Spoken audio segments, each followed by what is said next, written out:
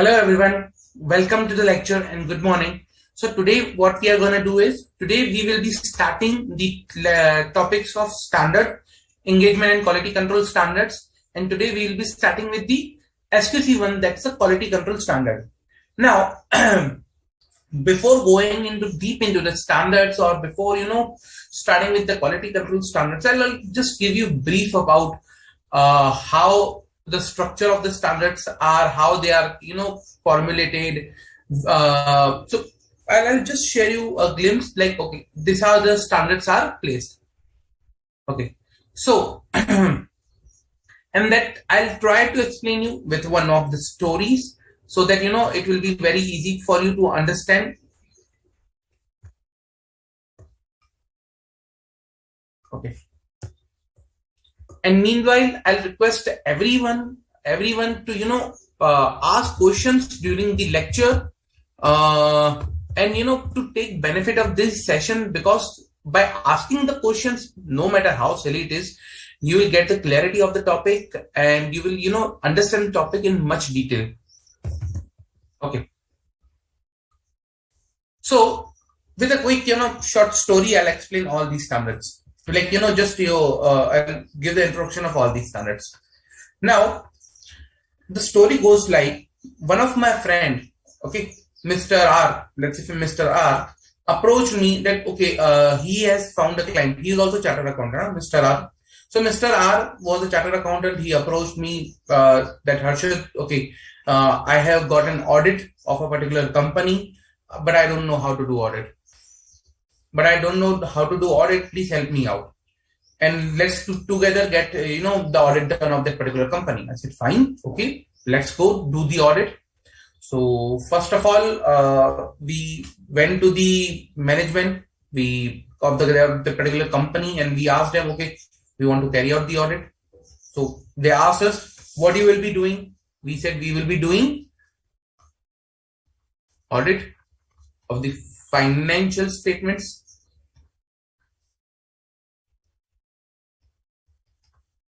Fine, okay, no issues.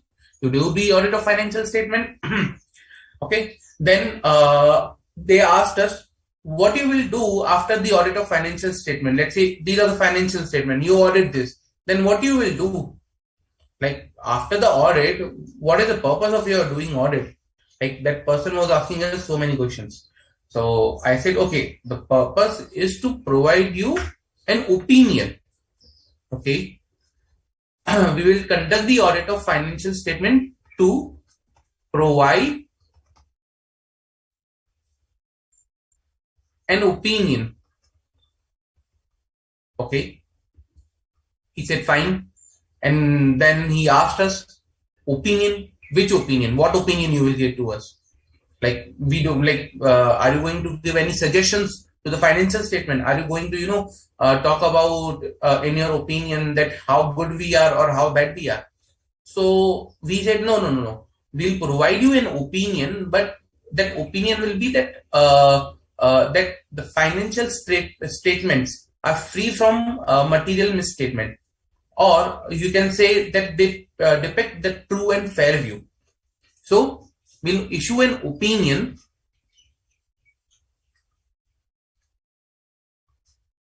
that will say that financial statement depict true and fair view, plus they are free from material misstatement.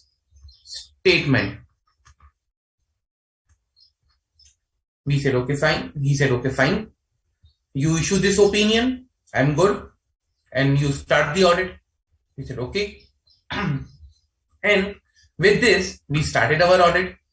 Now, when we started our audit, what happened is that we need to agree some terms, like, okay, what will be the fees that you will be giving us for this particular audit, how much of the time that we are going to invest, okay, which is the name of the company, what is the scope, everything. So we decided, okay, let's do one thing. Let's decide the terms and conditions of the audit. Let's decide the how much amount you will pay us, what will be the time that we are expecting, and everything. So we decided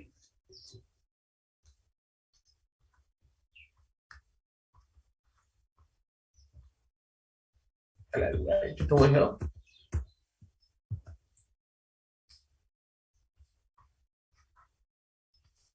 So we decided the terms and conditions of the assignment. Okay, so we decided the terms and conditions that okay, we will be getting 50,000 rupees for this particular audit, and this is the 2 months time frame we are looking into this particular audit. Accordingly, we will be doing our audit. Fine, great, good. Then once we decided the terms and conditions, now we decided okay, it's time we start our audit. But what to do in audit? Like we were not sure. Like okay, terms and conditions are decided. We decided okay, we will do the audit of the financial statement to provide an opinion about true and fair view and free from material misstatement. And together that be something called as a reasonable assurance, basically, that whether the financial statement are free from material statement or not. So this is known as a reasonable assurance.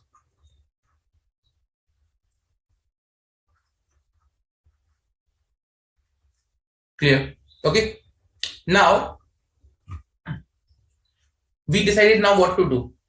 We decided we agreed the terms. What is the next step? We said let's plan something. We'll plan together and we'll see where we are reaching. So let's start planning something. So before any engagement we do planning, let's start planning. I said okay, fine. Let's start planning. We started planning the audit. Okay. During the planning, we thought okay, what to do. So we were seeing the details of the entity on the internet. We were seeing the financial statement of last year's, annual statement of last year's. So looking some data about the entity. Okay, we were looking some data about the entity to understand the entity.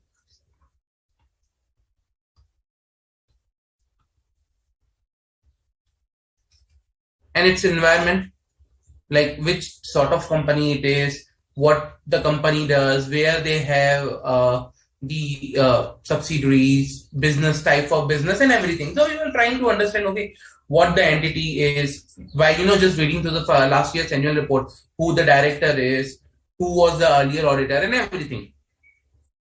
Okay. Now we were doing this last year's data, we were reviewing this last year data, and we thought okay, let's do one thing. Let's also discuss about with the management that whether there is a chance of fraud in your company. Let's discuss and think about fraud also, because fraud is a very important thing. Okay, fine. So nowadays it was very big issue in the company. So we decided to think about fraud. And again, when we were thinking about fraud, then we thought, okay, we are auditors. What is our responsibility with respect to fraud? What we should do with fraud? So we did, let's think about auditor's responsibility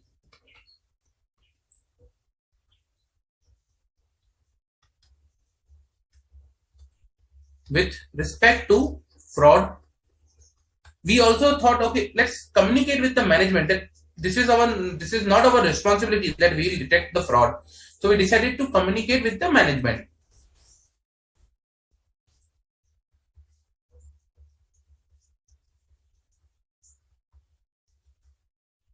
So we decided to communicate with management and those charged with governance that okay, this is not our responsibility. What is our responsibility? That we will do the audit, and during the tenure we will communicate accordingly. We will not talk about anything with respect to fraud unless and until we will identify something and we will let you know. But again, so we thought okay, let's let them know that what is our responsibility with respect to the fraud in detail, and we'll communicate that to the management, and we communicated that to the management. Okay, now we were reading in the last year's annual report and everything. So we thought okay, now this is a company. Let's say for example, the company that we were auditing was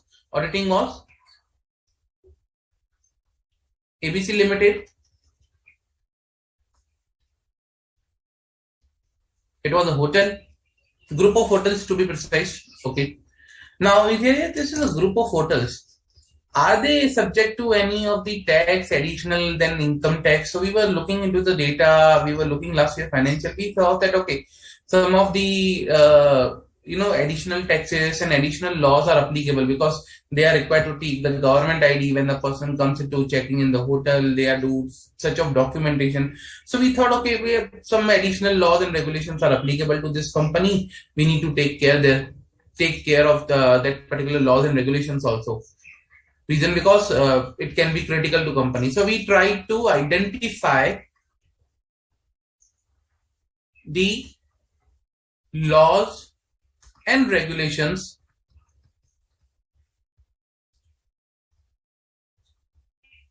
applicable to entity. That is fine. Okay, good. Then we were doing our audit, we were planning our audit, everything. Now, when we were planning, we identified certain things in the annual report. Like, okay, they have invested this much amount in one of the company this year. They have bought these many fixed assets or this division. So we were, while reading the annual report, we were doing all that stuff, reading all this stuff. We were simultaneously thinking, okay, they have invested in this division. Let's do something. Let's go and check whether actually they have invested or not. Okay, whether they have, like they have invested in subsidiary. Let's check the share certificate and the transaction between the subsidiary. Or also we were, thinking while reading the annual report, we were thinking, okay, this is a thing. Let's do this thing for this. So what we were doing is we were, along with reading the annual reports and everything, we were preparing like okay, what to do next for the things that we were identifying from annual report. So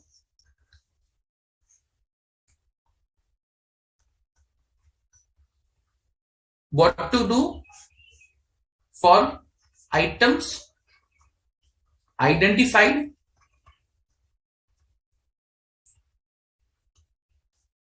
from entities understanding.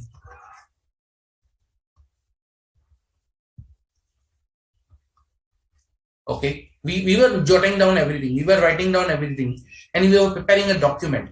So we were documenting everything, like what we read, what the issues we identified, and everything we were in. So we documented the whole process, what we are doing basically. Okay, fine. Now, while looking into the last year's financial statement, we identified, okay, there are some expenditures that they have done, very big expenditures on the renovation. I said, this is a very important one, big expenditure. Let's do this. Let's review this.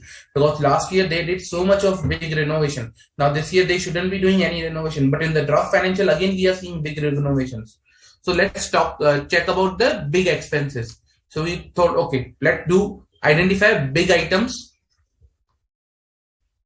in financial statement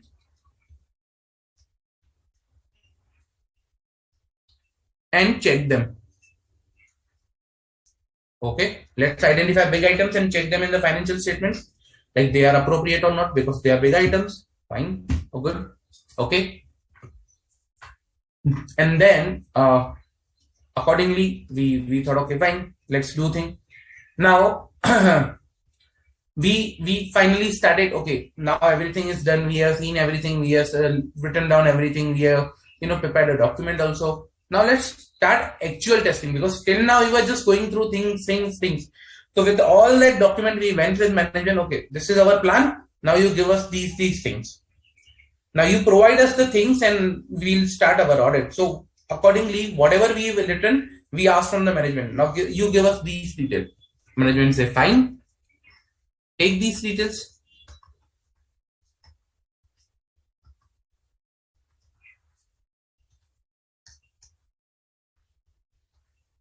So they gave us the details of the transaction, go and check it. I said, fine.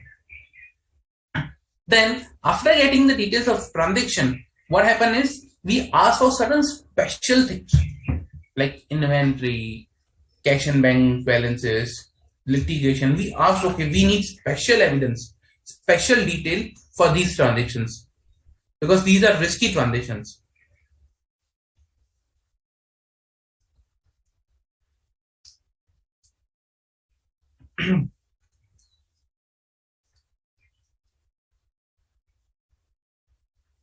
And they provided us. They provided us. Now, they provided a list of datas. We were seeing what to do with the list of datas. So many datas. How to confirm them? So most of the datas, like, are there in the books. They are the corporate. They haven't paid any amount since the close of financial year. It's been already 3 months. Now the company is saying, okay, the datas that take too much of time here. They take half year to pay the money. It's although everywhere, but they take half year to pay the money. Now what to do? So, so now what we thought it, okay, let's do one thing. Let's go and ask the data itself. Okay, let's ask the data itself. What is the you owe to this particular company? So we went and asked and inquired with data that, okay, how much amount you owe to this particular company or this company owes to you, whatever the scenario is for the debtor or creditor. Okay. Also, now we were having the last year's financial statement. Now we said, okay, fine. Now the one of the data said me, I don't owe any amount to this particular company, or I am not required to pay any amount to this particular company. I said, but this is showing since last year that you are supposed to pay rupees 50,000 to this company. He said, I cleared everything in the last year. I said, if you cleared everything in the last year, then your ledger shows opening balance of 50,000. You are required to pay 50,000 because the book shows that. He said, no, I'm not required to pay. So we thought, let's check on the last year financial statement. And in last year financial statement, his name was not there. But in ledger, the opening balance was showing 50,000. We thought there is something issue. Let's check the opening balances. Reason because he is saying he is not required to pay. Last year financial statements are showing are not required to pay. Then why this ledger is showing that he is required to pay? So let's check the opening balances. Okay, with respect to the financial statement of last year. So that any issue that should be there should be can be removed. Okay. Then after doing this, we went to the financial statement, draft financial statement. Let's do some analysis. It's a time of data analytics. The world is adopting technology, IT things. Let's do some data analytics. Let's do some trend analysis, ratio analysis. Let's see what was the last year's net profit ratio. What is the current year's net profit ratio? So we did some ratio analysis.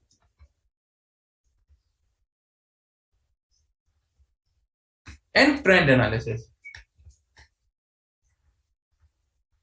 Okay. Now, after doing all this, like we identified with respect to the data that last year the data was so many, but this year the data are very less. Last year we identified that, okay, the data like which were shown were a bit of like normally of normal age, like they were of March or February. The transaction were of March or February, but this time the data which are outstanding in the financial statement are for the month of, let's say, June, July, August. So they are aged data. I said fine. So we thought, okay, let's communicate this particular thing to the management, because you have age data and one of the data is saying he is not required to pay anything, but your books are saying that he is required to pay. So by all this thing, whatever we did, whatever procedure we did, we identified some issues. So we said, okay, let's communicate the issues. Communicate the issues with management. Okay. Now we also fine. Let's communicate the issues with management. Okay. Then we went and pick up some samples to test. So we were testing based on the sample that we selected. So we did some sample testing. We cannot check everything. We are two-person, me and Mr. R. I'm sorry. We are two persons, me and Mr. R. How we can check everything? So we did some sample testing. We did some sample testing. We verified some estimates.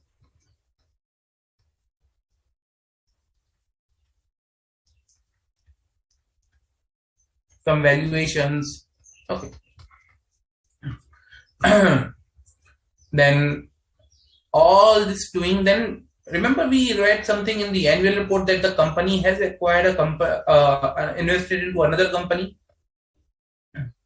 We were seeing that okay, the company was doing transactions with that ABC Limited was doing transactions DEF Limited that they acquired last year. So they acquired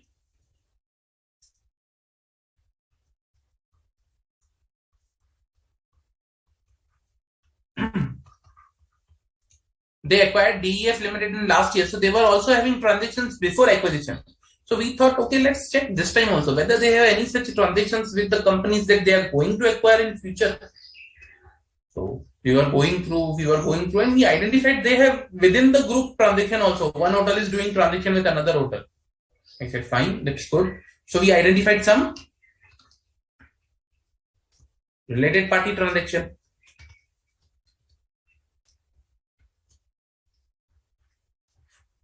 We identified some related party transactions. I said, okay, that's good. We will test this related party transactions also. And after all these things, we went to management. I said, okay, this is a paper you write that these are your related parties. I don't want any issue on my head. You should first disclose that these are your related parties, because I don't know who are your related parties, where you are going to invest. I just want to confirm from you also. So management provided me a representation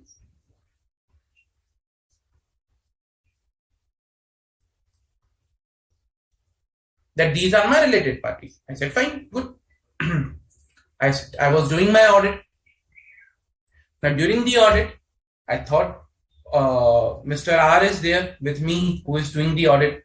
So I asked him, okay, Mr. R, what areas you will be checking? I am checking all these things. Now what you are doing? So he told me that, okay, he's checking for the liabilities, he's checking for the other areas like fixed asset and current assets. I said, fine, let's do the division of work appropriately. So we divided the work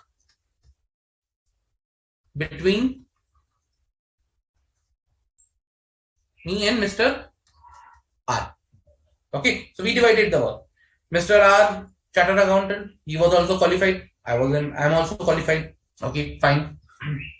Then now, as I said, this is a hotel. So hotel industry and hotel has, a large land and buildings and everything.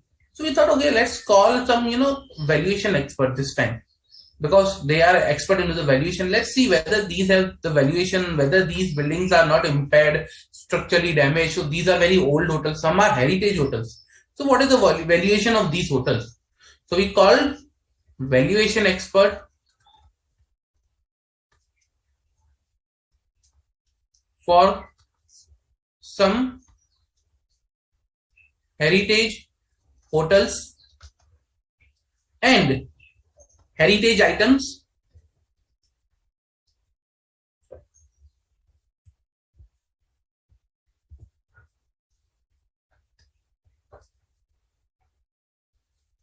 inside the hotel. Now remember, you go into hotel, some items are there in some showcase and pieces. A small museum is created in some heritage hotels. So they were also having some museums. So we had, okay, let's say do valuation of these items. These items are there with this company. This hotel is showing in their balance sheet, but what is the value? Now this appears to me an old item. Whether it has a value, it's a genuine, it's a fake. What is the thing? So we hired a valuation expert, do the valuation of these old items. Like a sword was there, a gun was there, old. Let's see what is the valuation of these items. He said, fine, okay. Now, after doing all this, we identified, remember we identified some issues earlier with respect to data that we communicated with the management. So these things that we communicated to the management, okay, we thought now, okay, it's time to, combine all those things. So we combined all the issues and prepare a consolidated list.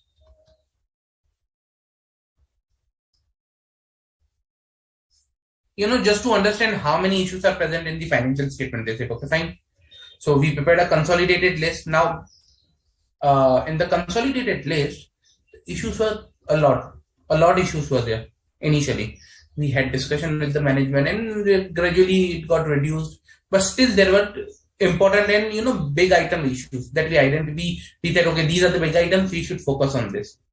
So we thought, okay, now these are big items, these are issues. We provided the consolidated list to them. So management asked us, like, the DEF ABC Limited Hotel was saying that you will provide only this consolidated list, nothing else. So I asked, what do you need further? He said, give us a report, something, a document that, okay, you audited this particular thing and you are identifying this issue. You are satisfied, not satisfied, give us some report. I said, okay, fine, I'll give you a report. So I prepared a report.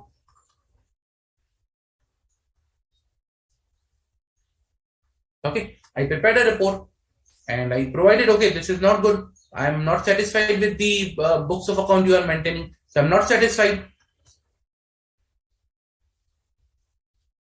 He said, fine, okay. And so this was the final, I provided him the report and that's it. We went. So this is the whole audit process we did.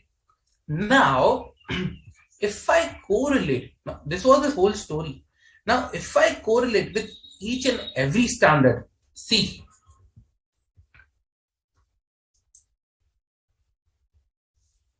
now first starting with, when we discuss the, what we are going to do with respect to the audit, what is our, what we are going to provide, true and fair view, free from material misstatement, reasonable assurance, that's the SA 200. Overall objective of the independent auditor and the conduct of an audit in accordance with this standard. That's we are going to do. That's an objective of an audit. When we agreed the terms and conditions, we were talking about SA 210, that is agreeing the terms of engagement. When we started the planning the audit, we were talking about SA 300, that is planning the audit of financial statement. Okay. When I said I was, reading the previous year financial statements, annual report, when I was reading the company data, I was going on to their website, I was talking about SA 315. That is identifying and assessing the risk of materials misstatement through understanding the entity and its environment. Okay. And when I said, okay, what to do for items identified, like what sort of testing I need to do for the risk that I have identified, that is something SA 330.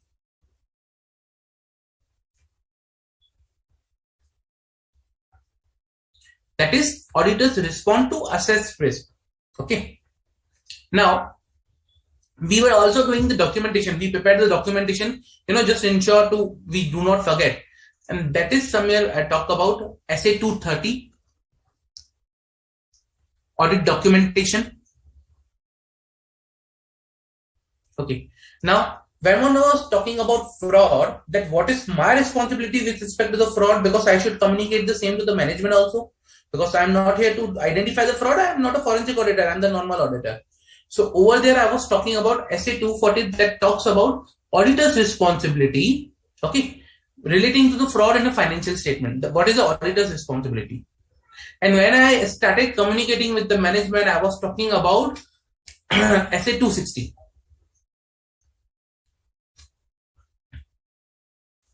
Okay. Then I talked about, what laws and regulations are applicable to that hotel.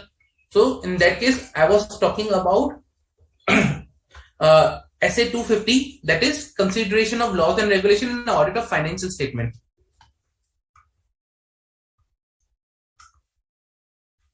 Okay. Then, when I was talking about big items in the financial statement, what I was talking about, I was talking about the concept of materiality over there. I was saying the items which are material, big items, I will be focusing them. Immaterial items that might be small, where there is no risk, I will be focusing later on. So at say 320, materiality in the planning and performing an audit. And then I was talking about take the details of transactions. Okay, what transactions they are doing, take the details. So I was talking about evidence that I will be collecting as a 500 audit evidence. And I was talking about data, specific evidence, okay, specific details for specific transactions. I was talking about SA 501. When I went and inquired with the data, that was something, I was talking about external confirmation SA 505. Okay. And then when I was checking the opening balance, I was talking about SA 510 initial engagements and opening balances. I did some ratio analysis and trend analysis. That was my analytical procedure, SA 520. I performed some sample testing in the audit. That was again SA 530. I verified some estimates, valuations. I was looking for some, fair value accounting things, related disclosures. So I was talking about auditor's responsibility with respect to, auditing accounting estimates, including fair value accounting estimates and everything. Then I was talking about related party transaction. Who are the related party for the company? Which are the important related parties? So SA 550, what is the auditor's responsibility with respect to the related parties, their identification, their disclosure. Then I asked the management to provide a representation about the related parties. So at that point in time, I was talking about my SA 580. Okay. We divided the work between me and Mr. R. We were both chartered accountants. So I was talking about at that point in time, using the work of another auditor. Also plus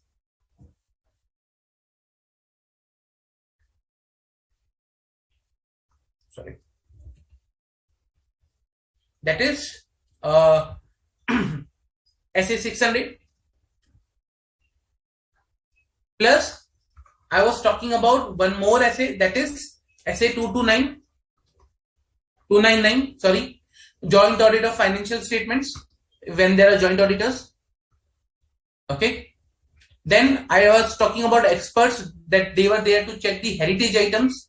Then I was talking about SA 620, using the work of an auditor's expert, that how can I use the work of an expert. We combined all the issues and prepared a consolidated list. That I was talking about SA 450. SA 450, that is evaluation of misstatement identified during the audit of entity.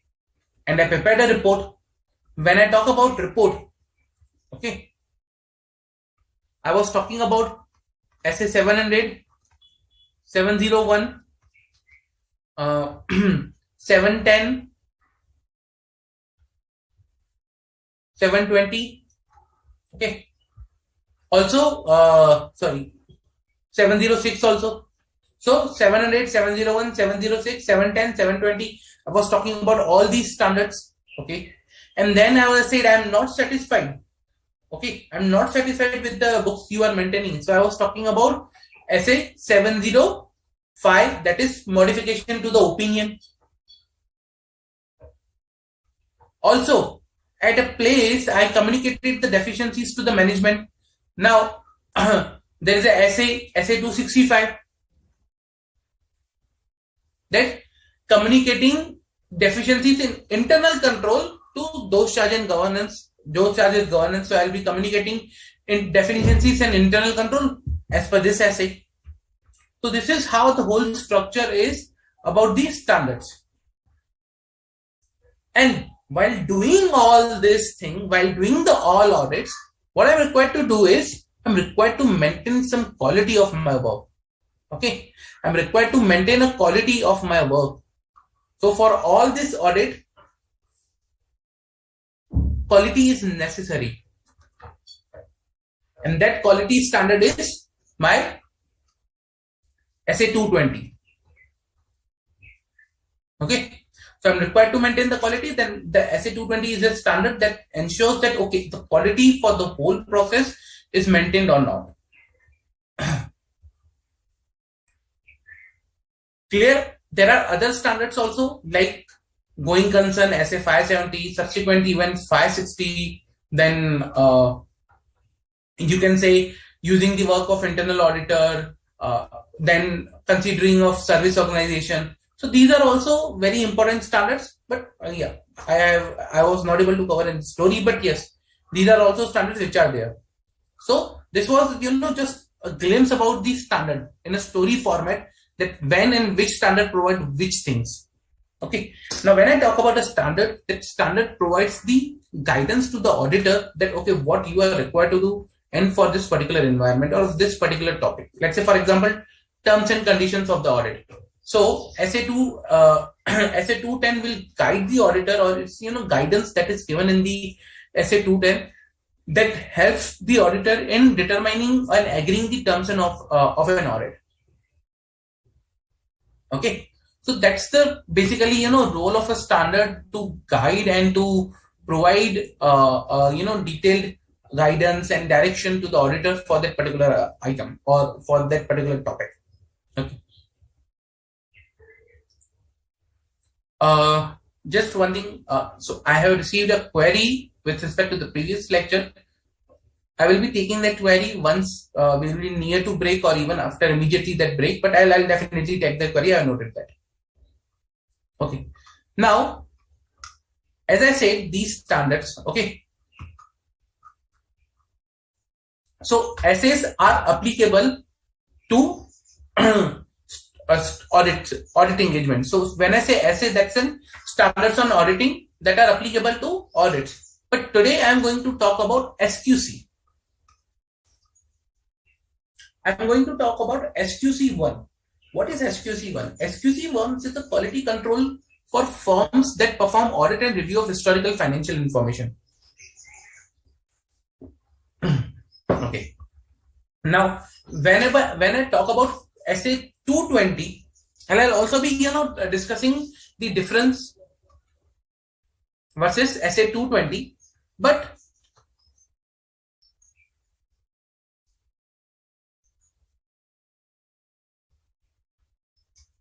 having said that, SA 220 talks about quality control for an audit of financial statement when we are doing an audit. But when I talk about SQC1, it talks about quality control for firms. Okay, there it is emphasizing in SA 220 on an engagement, on an assignment of an audit. Here it is talking about firms that are required to perform audit, review of historical financial information and other engagements. Okay, so that is this SQC1, other assurance and related service engagements. That's there. Okay, now let's understand few things about the SQC first. Okay, now this SQC is related to your quality control. Now what is the objective of this SQC is? The objective is that this SQC provides a guidance regarding the firm's responsibility. So we are talking here about firm's responsibility. Okay, firm's responsibility and its responsibility to establish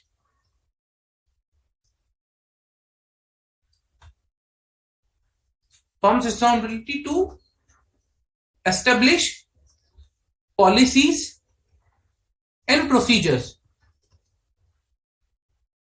Policies and procedures regarding what? So policies and procedures regarding your quality control.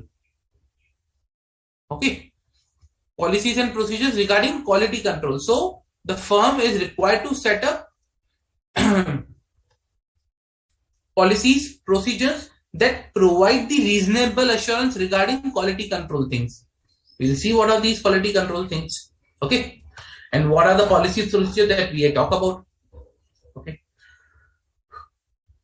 so then the objective. So Let's go with the scope. What is the scope over here? The scope is this SQC provides guidance regarding a firm's responsibility for its system of quality control, for its audit and review of historical financial information, and for other assurance related engagement. So it talks about basically responsibilities. Okay, again, respect to quality control. Now engagement can be audit, review of financial information, and other assurance related service and engagement. Not only restricted to audit, but all the engagements. Clear? What is the objective basically behind this standard is that the firm should establish a system of quality control designed to provide reasonable assurance. Now here the firm has to provide the reasonable assurance that the firm and its personnel comply with the professional standard, regulatory and legal requirements, and that the report issued by the firm or engagement partners are appropriate in circumstances. So two things too important to note here is first, reasonable assurance that the firm needs to provide. Firm needs to provide reasonable assurance that they establish a system of quality control. Like there should be a system that should help the firm to provide the reasonable assurance about personnel complying with professional standard and legal requirements. Okay, so firm's responsibility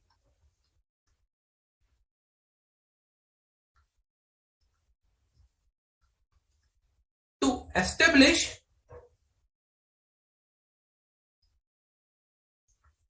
the policies, procedures, plus system of quality control. Okay. Now system of quality control. Why? Because this system of quality control will provide that this system of quality control should provide reasonable assurance.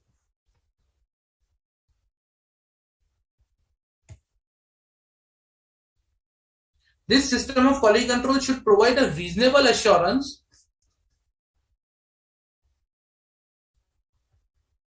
about its personnel that they are in compliance with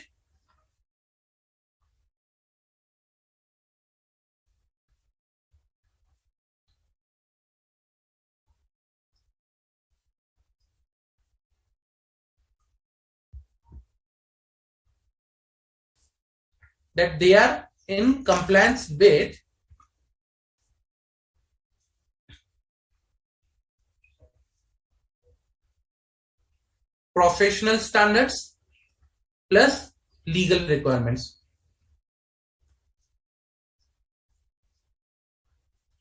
Okay, so they are in compliance with the professional standards and the legal requirements. That's something is required and objective of this particular of this SQC. Why SQC? See, SA is applicable to an audit, SQC is applicable to all. Understand this difference. Okay, SQC is applicable to all, SA is applicable to audit. Clear? So this applies to all firms.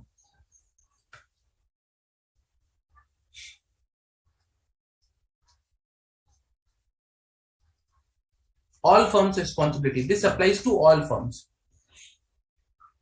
Okay.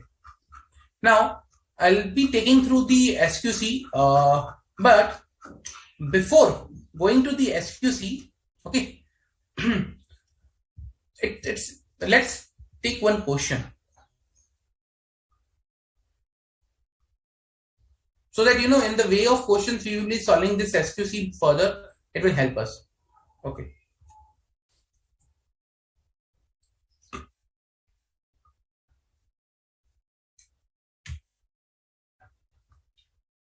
So let me bring the question over here.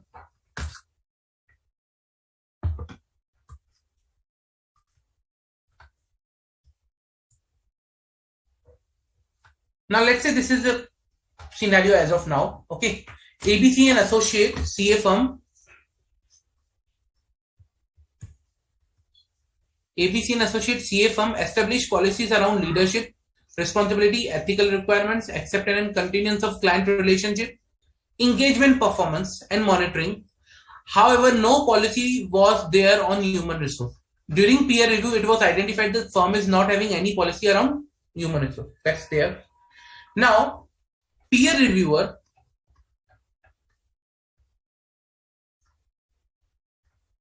said that you are in non-compliance with SQC 1 because you don't have policy on human resource. Because you don't have policy on human resource. Okay. Now, you are the firm. Let's say you are from the firm and you are the engagement of the partner of the firm. You tell me whether, as per the SQC 1, what do you think? A policy on human resources is required or not? Let's see how many of you read this topic before. We all, I think this particular topic is also there in the inter CA IPCC. So you tell me whether this particular policy on human resources is required or not.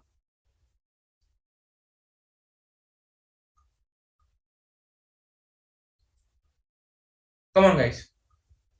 Let's see how many of you have read this topic.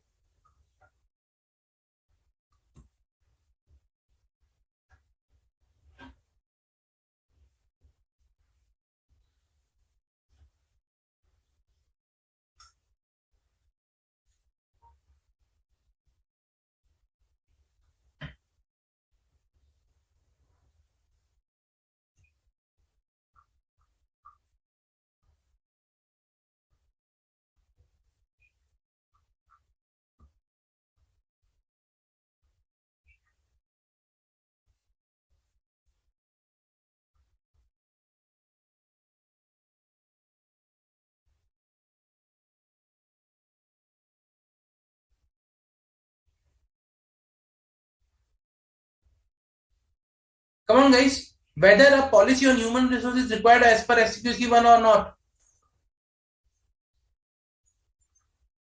Come on, come on.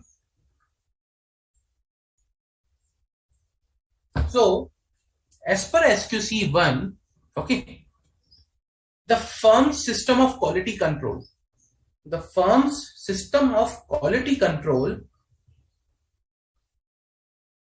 should have policy on leadership responsibilities that we saw. Okay, so the firm's system should have, just a minute.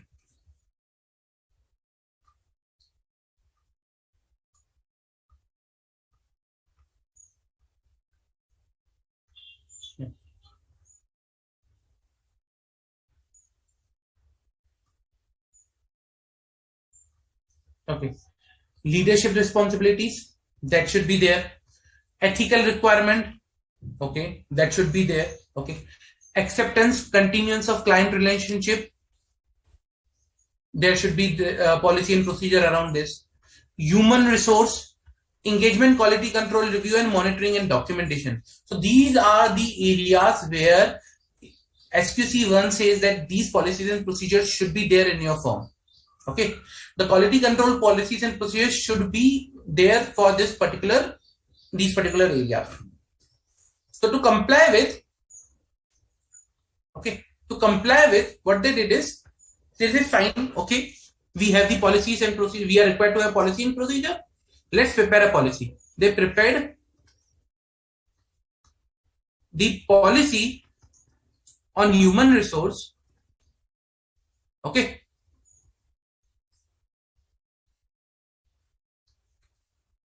they prepared a policy on human resource, and then they documented it, and then they kept like they showed to the peer reviewer. They prepared a policy, they documented it,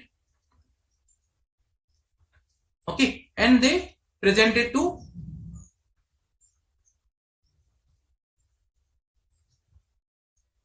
peer reviewer. Now peer reviewer was still not satisfied. He said, still you are in non-compliance with SQC 1. Now you tell me why. Where the firm is lacking. So prepared the policy on human resource, they documented it and they presented to the peer reviewer. What is the thing they are missing? Come on guys. What is the thing they are missing over here?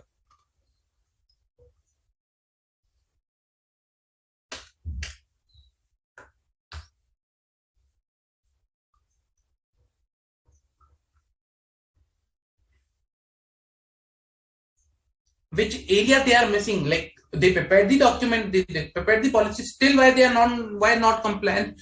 Because they covered all the areas. Let's say they have covered all the areas. They covered the ethical responsibility, ethical requirement, they covered the human resource, monitoring, engagement performance, client relationship, leadership responsibilities, monitoring, they covered everything. Now why they are still non-compliant?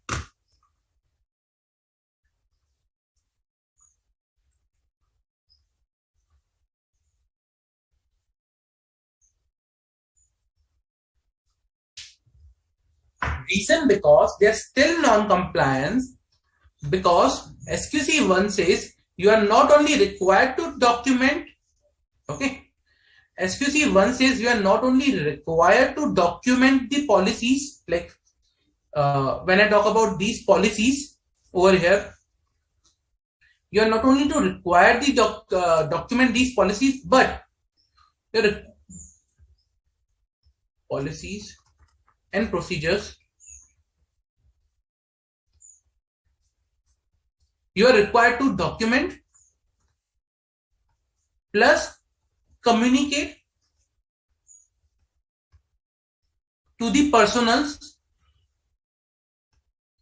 Okay, communicate to the personals inside the firm that okay, this some policy is there on human resource. Now documentation will not work. Only documentation will not work. You need to communicate, describe the quality control policies and procedures and the objectives that they are designed to achieve, okay, within the firm itself. Otherwise, how the firm, how the personnel will recognize the, policy and procedure, how they will understand the importance of, this policy and procedure, how they will provide the feedback on this quality control system. See, when I talk about any of the system, how the system works, okay, you prepare some policy, you prepare a policy, you document it and you communicate that policy. That communication is then implemented. Post implementation, you get the feedback, and on the basis of feedback you revise the policy, communicate, implement, you get the feedback, and the circle goes on. That's how you improve the quality.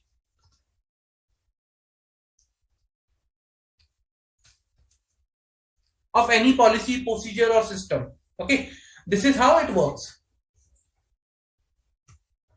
Clear? Any doubt? So he was non-compliant, or the firm was non-compliant, reason because they did not communicate the policy to the respective personals. Clear guys? Any doubt guys?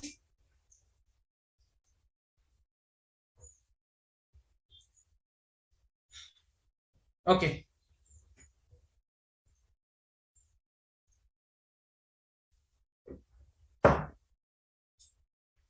Now let's talk about these policies and procedures and some elements. Okay.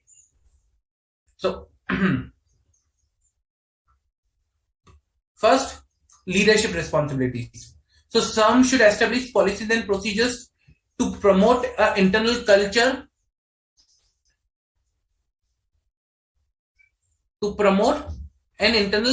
based on the recognition that the quality is essential in performing the engagement. Now that should something come from the leadership, or they should ensure that the policy should be there, that policy should ensure that there should be a culture inside the firm which should support the quality enhancement of the engagements. Such policies and procedures should require, the firm CEO or the managing director to assume the ultimate responsibility. Means the ultimate responsibility of the firm's system of quality control lies with CFO and managing partner. Okay. Then, if I talk about that, like such CFO and managing partner should have appropriate experience. Okay, should have sufficient and appropriate experience, ability, and necessary authority to assume that responsibility. So he should be experienced to understand the responsibility here. He should have appropriate authority so that he can take this responsibility of firm's system of quality control. Okay. Then, okay, now this was with respect to the leadership. Now, their requirement with the leadership. So, 3 requirements. 1, with respect to the leadership is culture. I'll write it down over here.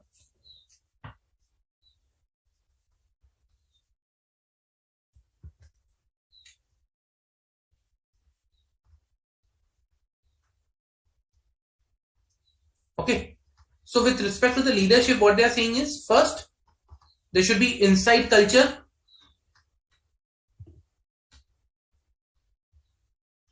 Within the firm that should promote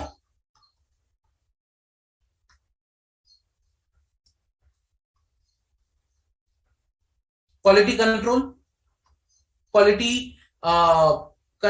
you can say quality in the performance of engagement.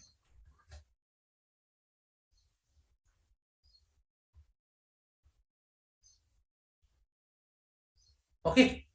Plus, what they are saying is CEO and MD, your managing partner, MD, should assume the responsibility, assume the ultimate responsibility.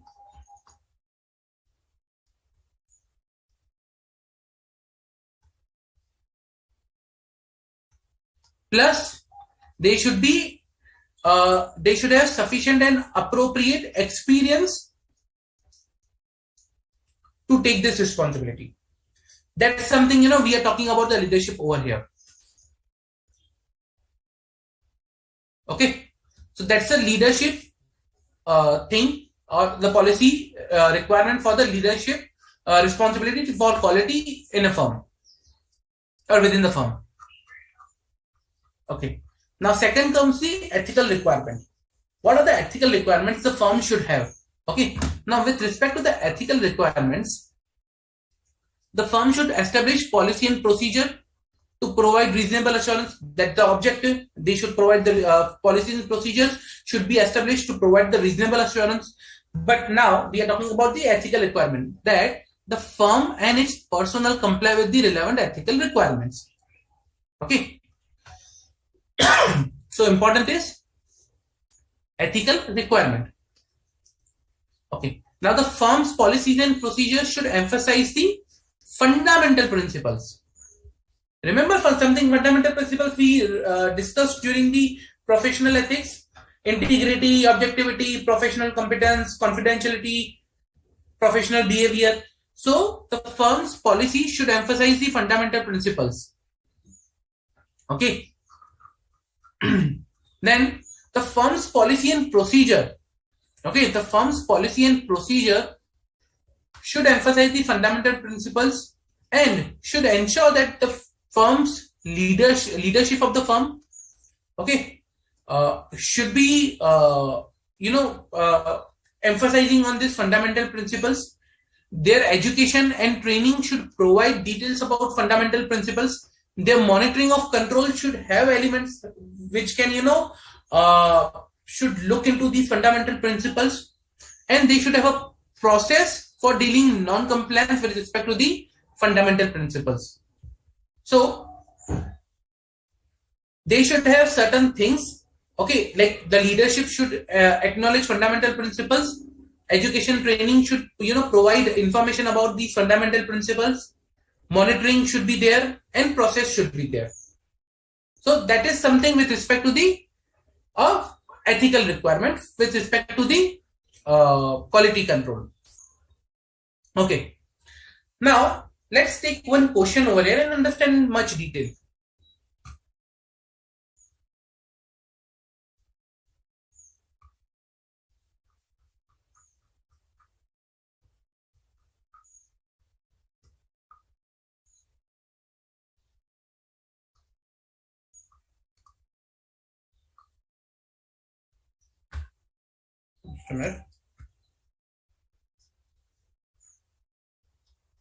Okay. Now, let's say, for example, ABC and company, okay, having managing partner Mr. A, okay, having managing partner Mr. A, okay, was newly qualified chartered accountant.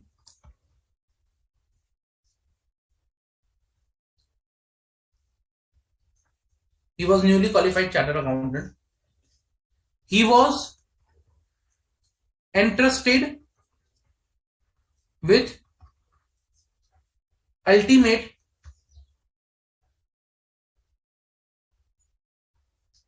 responsibility of firm's quality control. Okay, he was entrusted with the ultimate responsibility of the firm's quality control. That's fine. Okay. Now, based on this, okay, based on this, he decided, okay, to segregate the duties within the firm to ensure,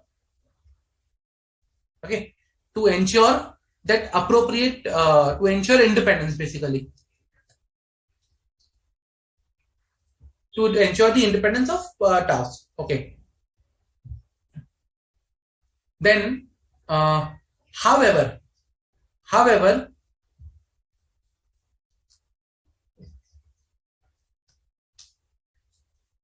he decided that only when the employee joins the organization,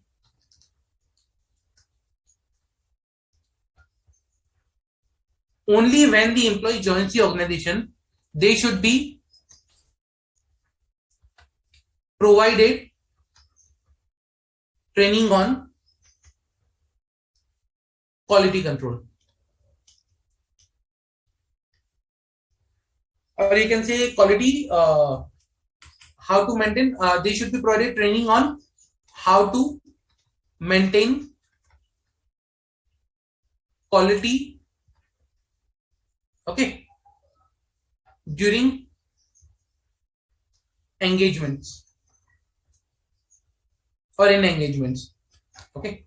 So he decided, okay, when the employee joins the organization, they should be provided training on how to maintain quality during engagements. Subsequent, he decided that there is no requirement of subsequent training.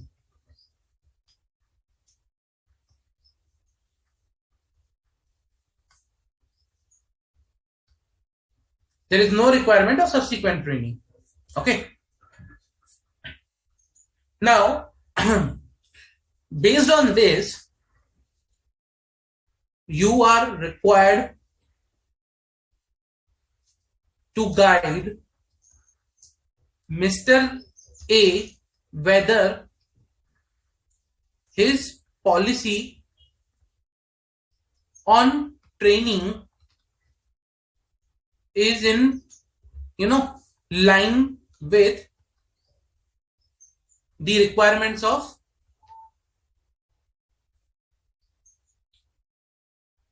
SQC 1. So you are required to guide Mr. A whether his policy on training is in line with the requirements of SQC 1 or not. Pretty much easy, nothing difficult over here.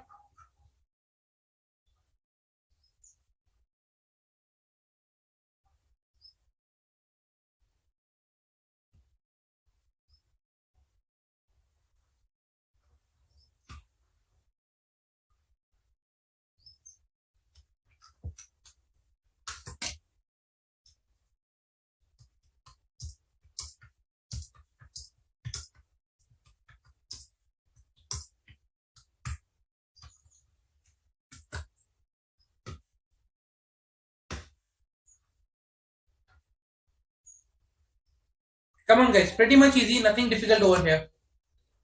We have already right now discussed these requirements.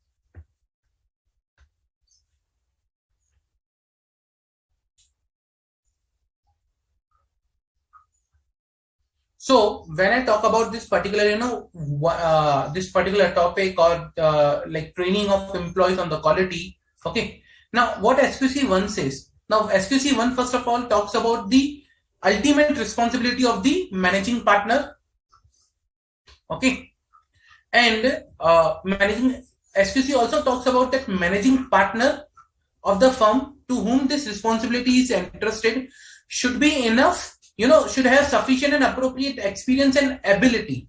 Now he is a newly qualified chartered accountant. First of all, over here, he is a newly qualified chartered accountant.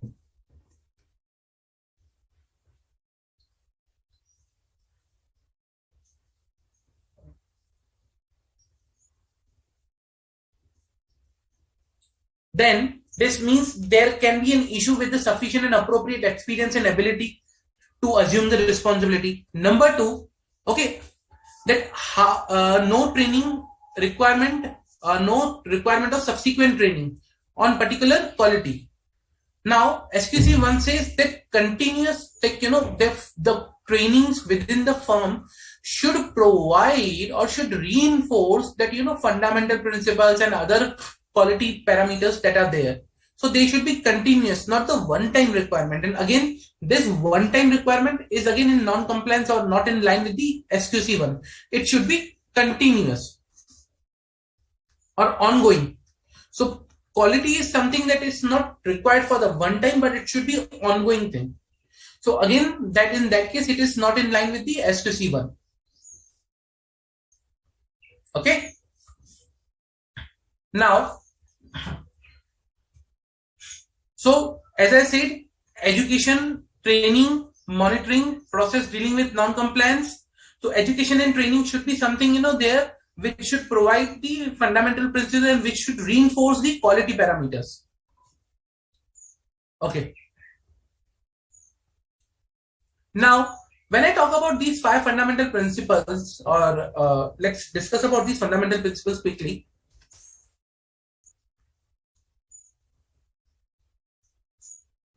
Okay. Independence. So firms are required to establish policies and procedures to design, provide reasonable assurance. That's our objective for this SQC 1. That is, firms are required to design policies and procedures to provide reasonable assurance. Okay. Now, reasonable assurance about, in case of independence, that the personnel, wherever applicable, okay, the personnel and other like people who are subject to independence requirement and others are in compliance with or are maintaining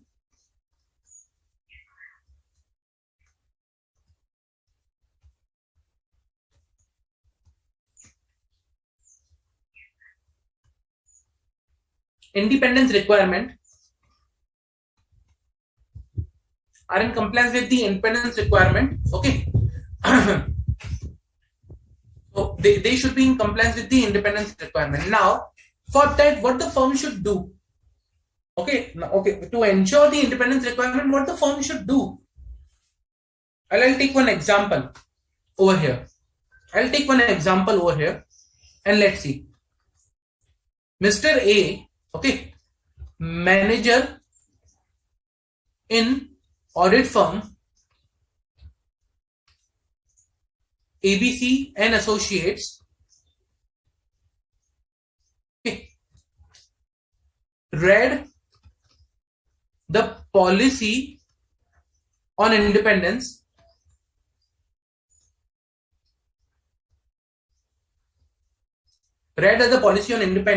okay, and the policy said that he is required to maintain independence. So Mr. A maintained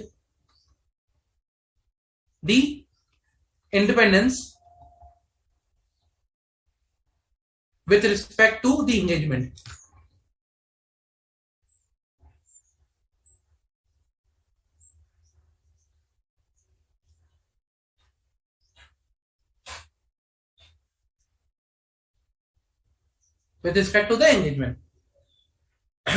Now, so the policy said, okay, everyone is required to maintain the independence, and Mr. A maintained the independence with respect to the engagement. You tell me what is wrong in this. What is wrong in this particular scenario?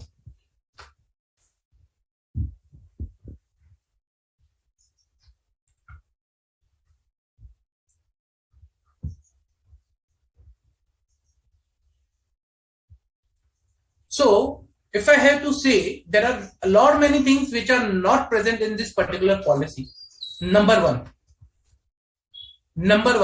that when a person is required to maintain independence, the firm should provide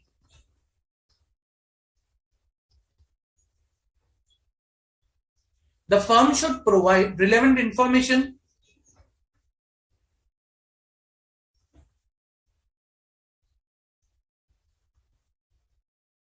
about its clients and engagement, so that the person can maintain the independence. Otherwise, how will he maintain the independence? Okay, so the firm should provide relevant information. Number two, once the firm provides the relevant information, personnel should, okay, go back and say to the firm that I'm independent or not, should notify the firm that whether he is independent or not.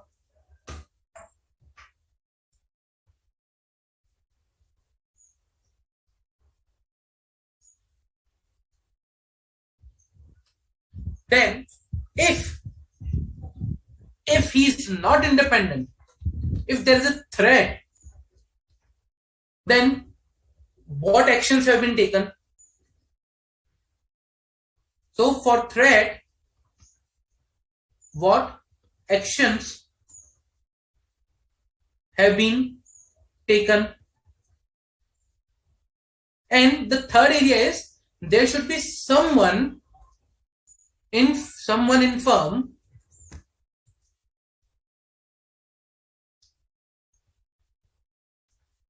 who should be looking and consolidating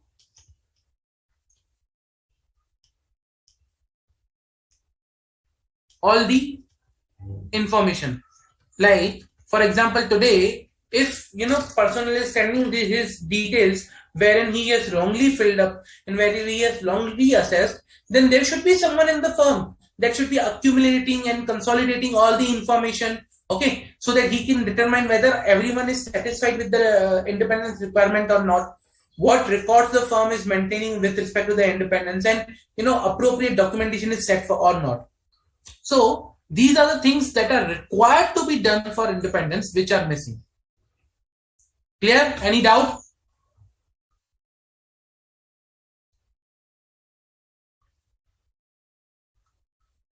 Are you guys understanding the topic, what the topic is? So basically I'm talking about SQC1. What are the requirements for the firm with respect to the quality system? That how to ensure that the engagement which are being performed are performed with qualities. So these are certain things that firms are required to do. So the standards provide, okay, do these things, have these policies, have these procedures or systems to ensure that your quality is maintained. And when I talk about quality means compliance with the professional standard, compliance with the fundamental principles, compliance with the other elements of the quality control standards. So I need to comply with all the parameters of the quality that were given. Number two, I need to comply with the professional standards. I need to comply with the fundamental principles. And when I comply with all these things, I can say that I have maintained the quality. And for that, there should be a system that people should comply with these policies and procedures.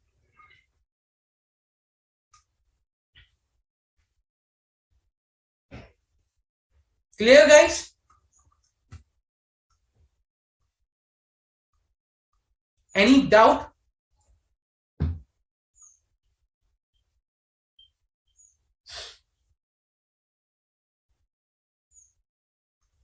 Okay. So that was regarding the independence that the firm is required to maintain. Okay. Now, one question. Let's see how many of you are aware or have read this topic basically.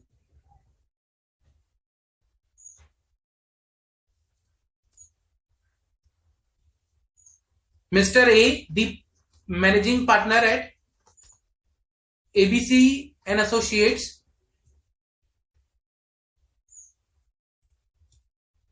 decided to obtain the independence confirmation from all personnel in organization. Okay, from all personnel in organization. Okay, during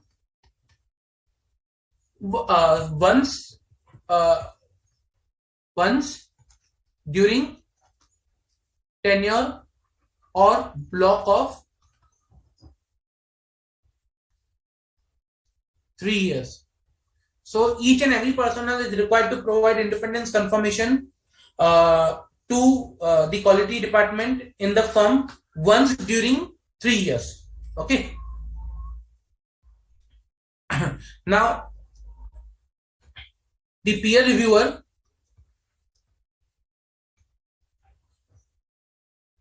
after analyzing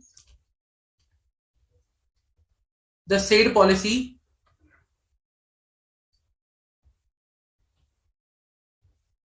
concluded that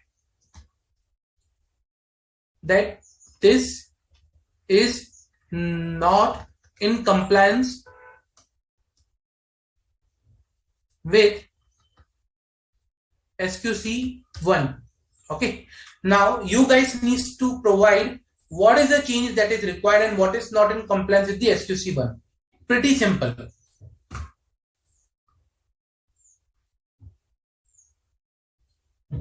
Okay. So confirmation from all personnel in the organization once during the tenure in the block of 3 years. Okay. Once during 3 years. Now what is the issue over here?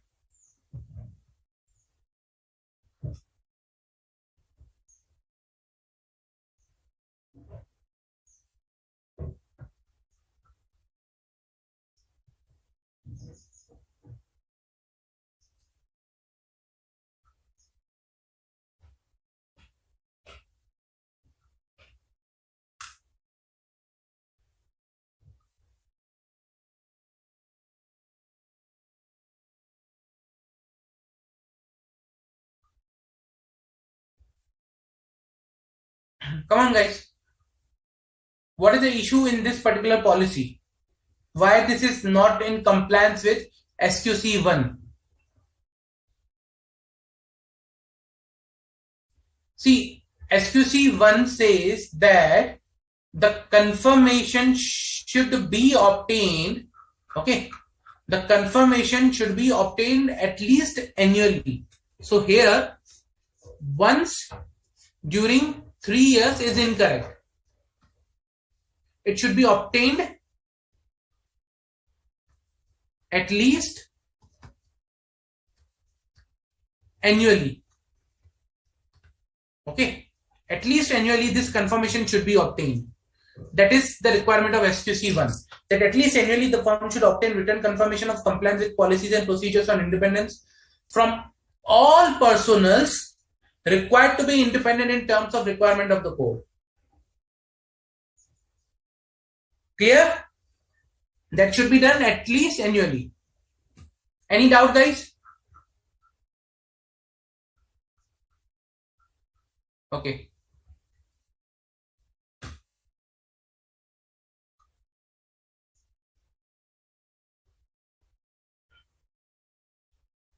Let's do one thing, guys. Let's take a quick 10-minute break. Then we'll come back and we'll continue the topic of SQC 1. Okay? Let's take a quick 10-minute break, guys.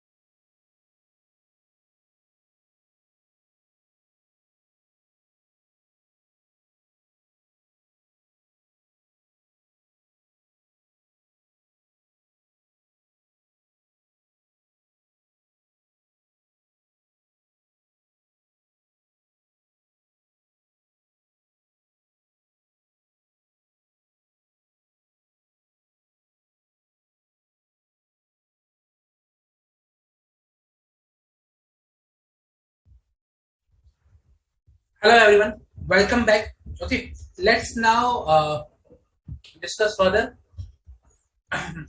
So we were talking about SQC one.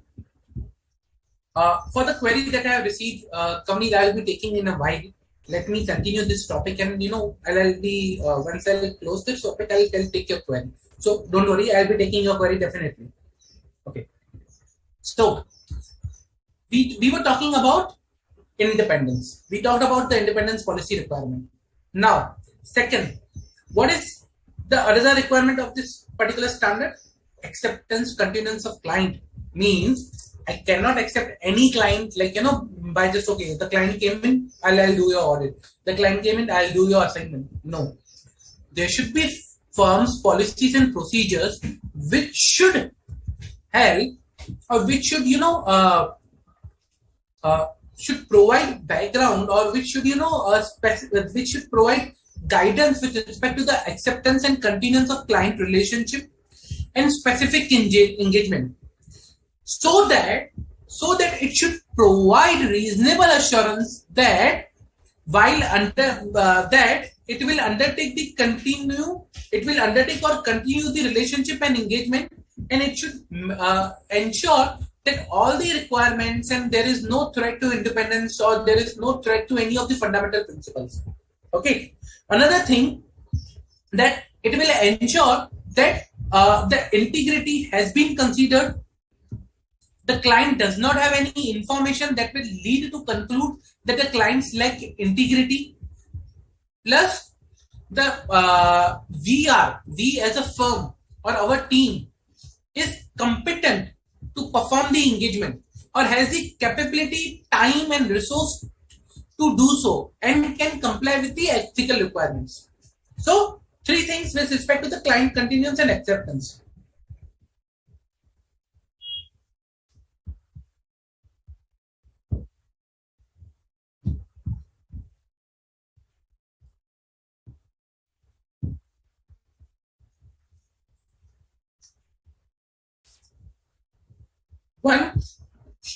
First, firm's responsibility to have policies and procedures that should provide reasonable assurance. That's the basic. Okay. Firm's responsibility to have policies and procedures to provide reasonable assurance. Now, reasonable assurance regarding that the policy and procedures for the client's acceptance and continuance, okay, and specific engagement design that it should ensure the following. What is that following? Three things the policy should help us in ensuring. Number one, client is having integrity. Okay. Number two, we are competent. We are competent to perform engagement.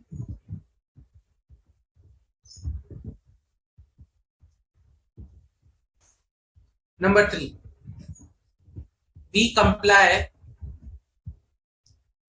ethical requirement. These three things that the policy should provide with respect to client's continuance and engagement, acceptance. Client is having integrity, we are competent to perform engagement, and we are complying with the ethical requirement. Okay.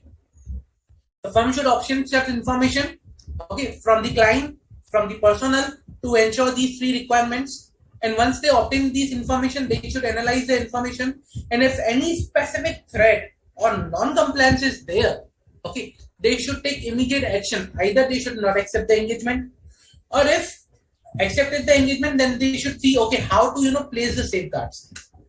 Clear? That is with respect to the client acceptance and continuance. Okay. The firm should also consider whether accepting an engagement or a new or an existing client can give rise to the conflict of interest or not. So they need to consider a lot of things onto this area. Okay. Now where the firm has obtained the information, and the obtained information is such a way that like if it is was known earlier, the firm would have declined the engagement. Then what the firm should do? Two things the firm can do in the current scenario is consider your legal responsibilities, whether you can withdraw from the engagement or not. If you are withdrawing from the engagement, there is a possibility, then communicate to the management that okay, you are withdrawing from the engagement. Simple. Clear? Okay.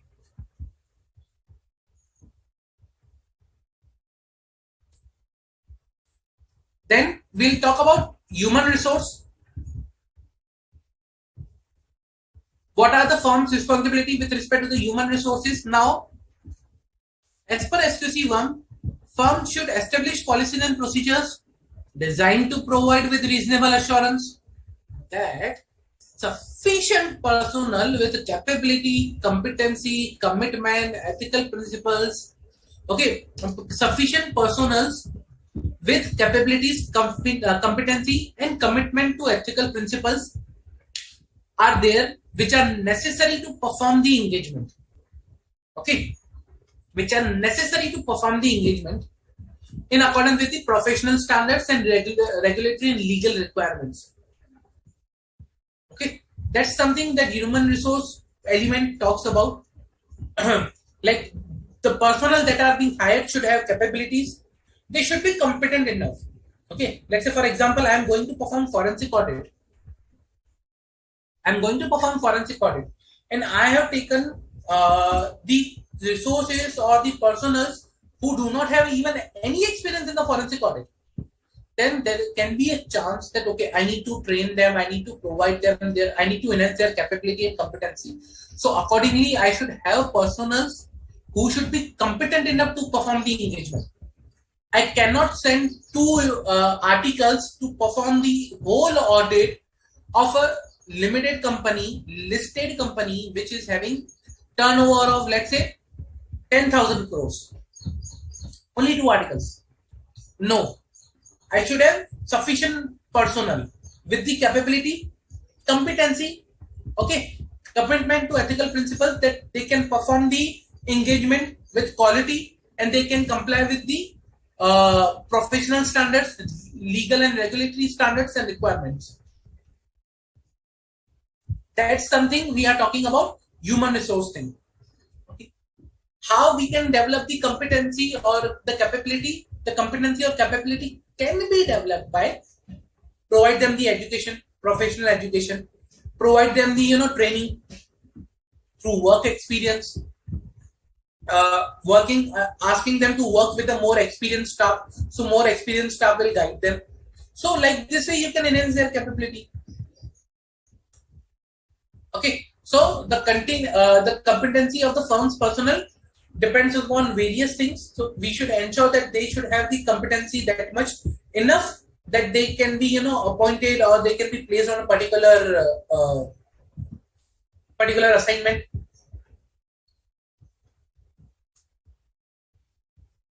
Okay, then now the firm should also assign responsibility to the each engagement team and engagement partner. Okay, now these engagement team and engagement partners should be having such responsibility. I'll tell you. I'll write it over here.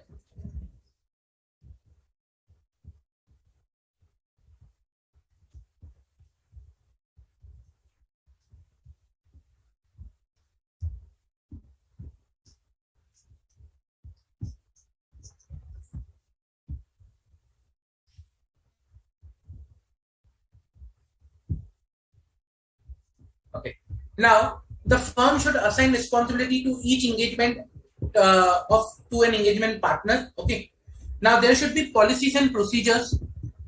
Okay. Policies and procedures that should provide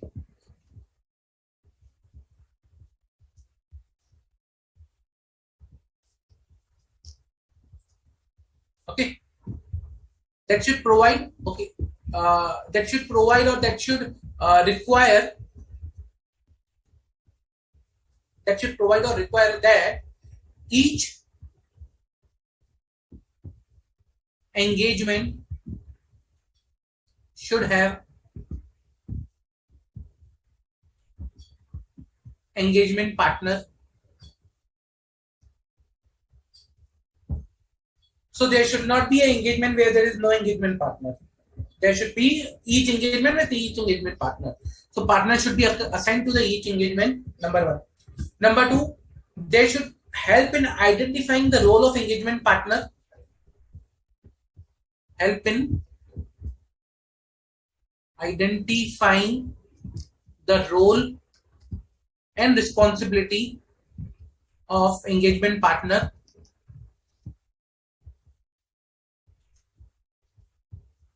Plus, it should be communicated to the members, okay, of client, plus those charged in governance. So these responsibilities should be communicated to key members of management plus those charged with governance. That what is the responsibility of the engagement partner and who is the engagement partner. Have you seen like engagement where we have started an engagement but we have not communicated who is the engagement partner to the client? Or think of a scenario like there is an engagement but client doesn't know who is the engagement partner. Client doesn't know what is the roles and responsibility of the engagement partner. How bad it will look upon the firm. So that's something that we should be there, that engagement partner should have each engagement should have an engagement partner that should be communicated to the management and those charged with governance. Okay. Their responsibility should be clearly defined and the engagement partner should have appropriate capabilities and competency to handle that engagement. Okay, to perform the role basically. Now, for example, if I assign an engagement partner who is a newly appointed partner, who is a newly qualified chartered accountant, to an assignment which requires a lot of experience of the forensic audit, so that will not, set up the things and that will not look appropriate and that may create some issues when the engagement partner will provide or he will discharge his duties. So, engagement partner should have appropriate competence, authority to perform the role, basically.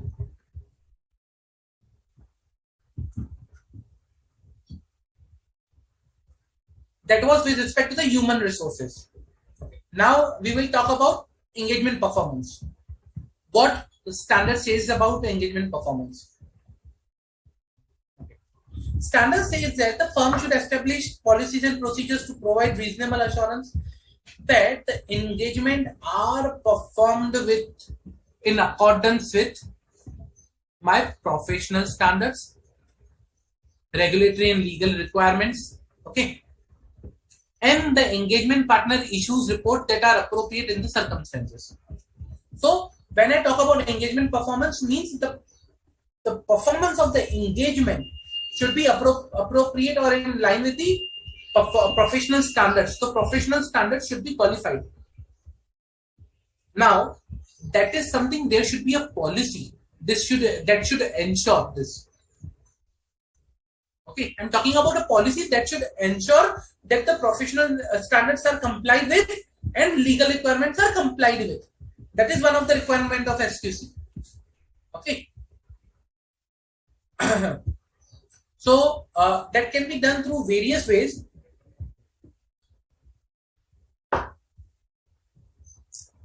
So I'll give you one example. In most of the firms, there are audit manuals or software or tools are available. Let's say, for example, I have seen a lot of firms where, in my past experience also, there are audit manuals within the firm, audit documentation, audit guidance, audit methodology, which is drafted based on the essays, a detailed guidance which ensures a compliance with the professional standards, regulatory and legal requirements, not only in the case of audit, but in the case of advisory. So one of my previous organization or my experience, they were having a advisory guidance manual. Advisory guidance manual. Now, whenever an advisory assignment was there, they were supposed to comply with that manual, and that manual was prepared in accordance with the professional standards, the legal requirements. So everyone was, following that manual by discharging their responsibility during the advisory assignments. Same with the forensics. So there was a forensic methodology guide. So like these were the firms have their inside, manuals or guides or softwares or tools which provide them the guidance and which provide, sets the policy that compliance with the that help in compliance with the professional standards. Also, some trainings are there, some inside technical sessions are there that helps the organization or that helps the firm in complying with this particular criteria.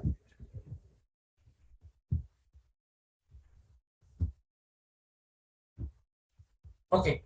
Now, when I say engagement performance, at times we take consultation. Consultation means external consultations. So in that case, how we can ensure this particular thing? Then how we can ensure that the consultations are also in accordance with the professional and regulatory standards? So when we are taking consultation, there should be first of all separate policy.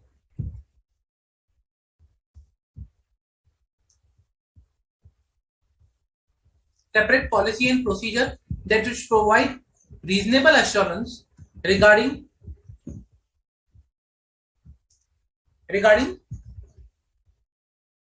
consultation. Okay. Now, what that policy and procedure should do? That policy and procedure should provide that for which matters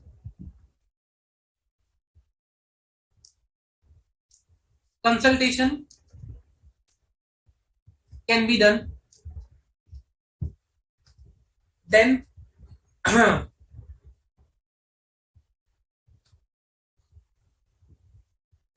then whether what are the nature and scope of consultation.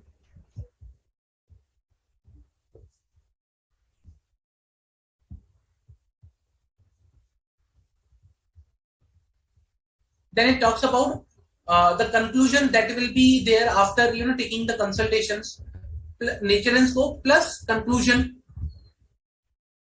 of consultation.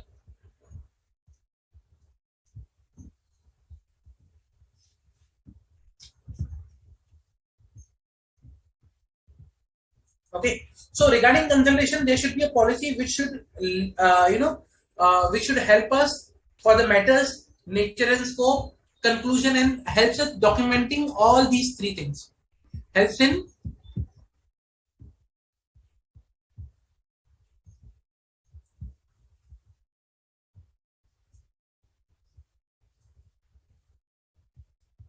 all these areas. Okay, so that's the, you can say, role and responsibility of the particular policy in case of a consultation.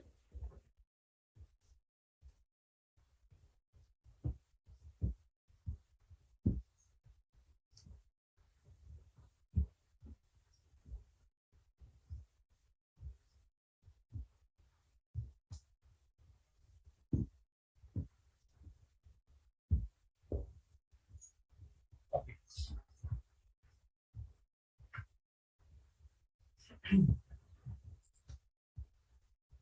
So let's take one question and let's discuss one of the example. Okay. Now, Mr. A,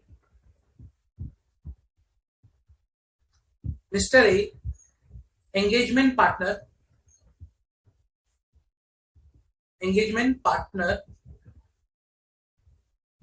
on a advisory engagement,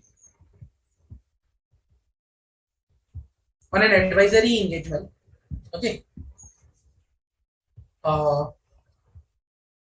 decided to issue the opinion. Okay, decided to issue the opinion. However, the manager on assignment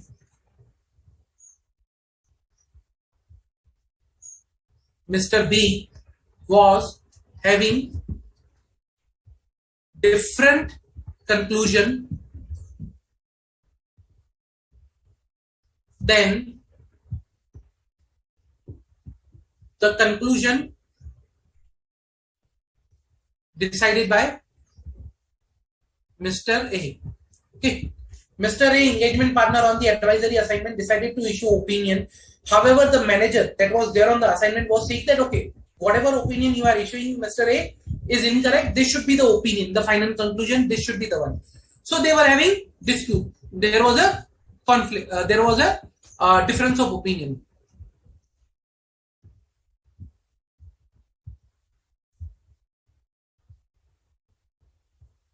Right? There was a difference of opinion. Now, now, when there is a difference of opinion, now what engagement partner said that, okay, being engagement partner, engagement partner decided to ignore manager, that is Mr. B,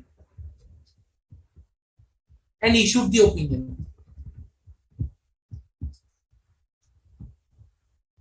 Okay, and issued the opinion. Now, Mr. B, like he was saying that opinion has been issued without my, there is a difference of opinion. Now you have issued the opinion, so Mr. B raised the complaint.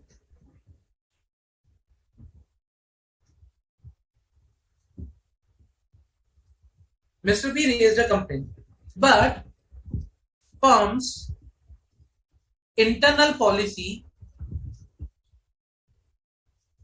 says that the final authority will lie with engagement partner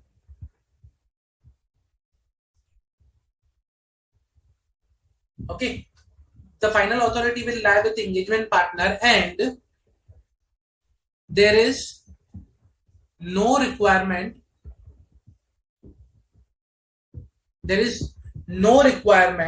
Okay, that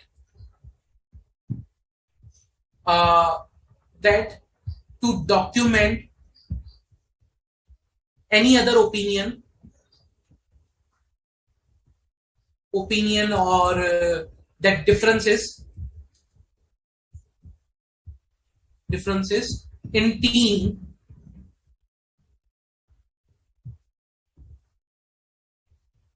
so there is no requirement to document any other opinion or differences in the team in work paper. So that was the firm's internal policy that was saying that the engagement partner will have the final authority and there is no requirement to document any other opinion or difference in team in work papers. Okay. Now, you are firm's peer reviewer. You need to guide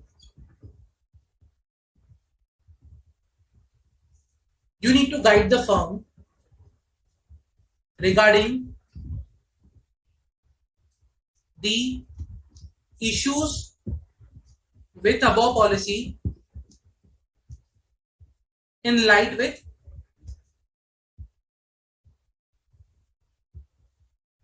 SQC 1. Okay, so you need to guide the firm with respect to the above policies in light with SQC 1. Now, two things understand in this particular question. Number one, first, there was a difference of opinion. Number two, there no requirement is there to document any other opinion or difference in the team. Final authority will lie with the engagement, that is the firm's internal policy. Okay, these are the key things. There was a difference of opinion. Now the firm's internal policy says that final authority will lie with the engagement partner, and there is no requirement that to document any other opinion or difference within the team on opinion in work paper. You tell me what are the what you need to guide to the firm regarding the above policy or the issues in the above policy. So what will guide the firm? with respect to the SQC1? Come on, guys. So what you will guide to the firm with respect to SQC1, like what are the issues in the above policy?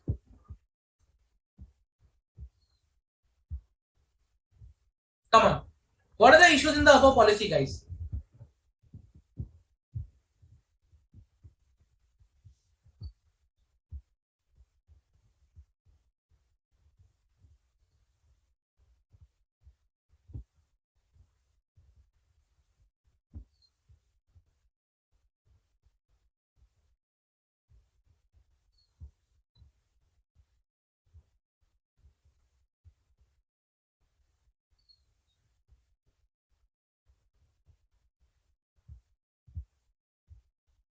Come on, guys. What are the issues in the above policy that you think that are required to be addressed, or you will address to the firm in line with SQC1?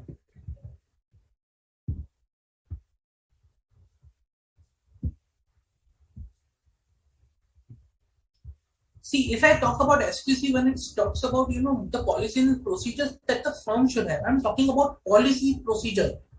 Policy and procedure should be there appropriately to provide the quality. Okay. Now, if you apply logical conclusion over here, if you apply logically the conclusion, okay, that should be the difference of opinion should be documented. So when I logically think that difference in opinion should be documented and should be resolved. Okay, should be documented and should be resolved, and then only report should be issued. Okay, then only the report should be issued. Now, this is the logical way, and that's the requirement of the SQC1, that your policy should provide for this, that the difference, your policy and procedure should include, the difference should be documented and should be resolved. Then only the report should be issued. And in the current case, there is what the policy said, it's automatically opposite to that. That's incorrect. So here it should be the difference should be documented and then only the report should be issued, and that's in line with the SQC1. Clear? So now in the current case, the policy is wrong. The policy is required to be amended so that the objective of this particular policy, the objective of the quality can be achieved. Clear? Any doubt?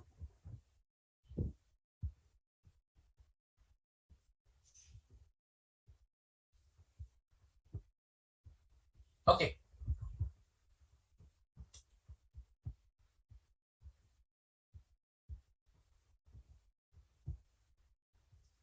Now the next particular element, or on the area where the SQC says that the firm should have the policy.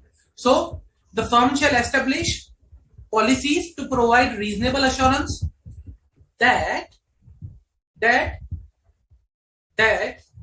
is an objective evaluation of the significant judgment made by the engagement team and the conclusion reached in formulating the report. Such policies and procedures should require an engagement quality control review of the audit of financial statement of listed entities,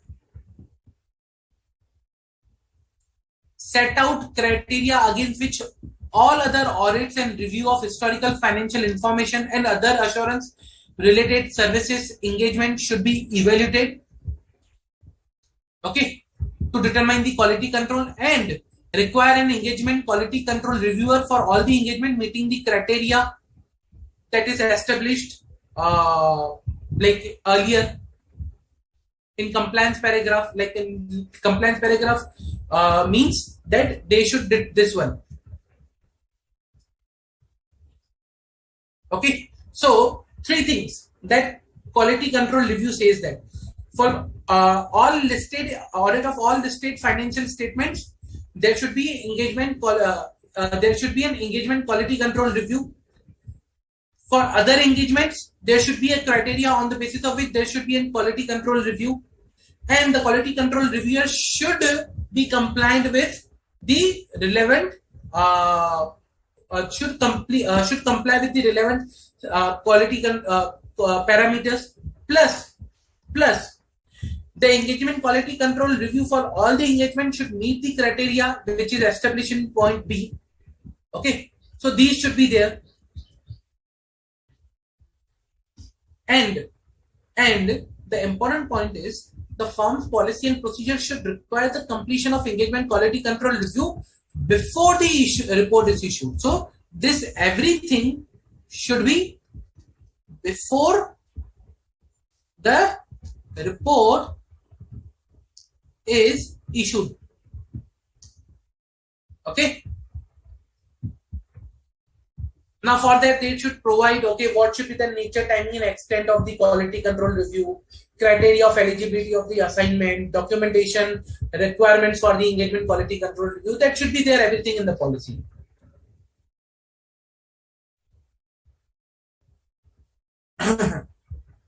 Okay.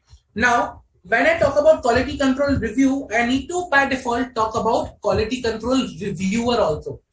So let's talk about quality control reviewer.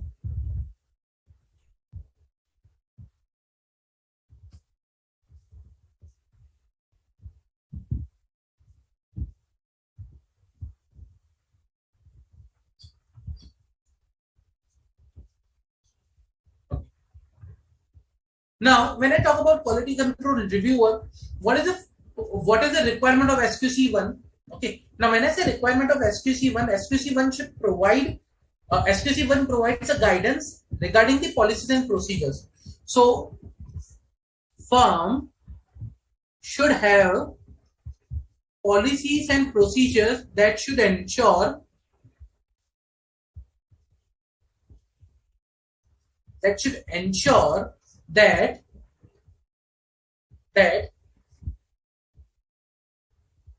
should ensure or that should provide that the eligibility criteria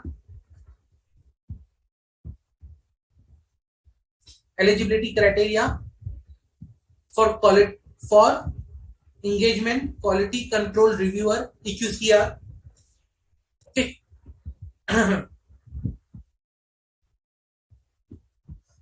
That will include, now when I say the eligibility criteria, that will include the technical qualifications required,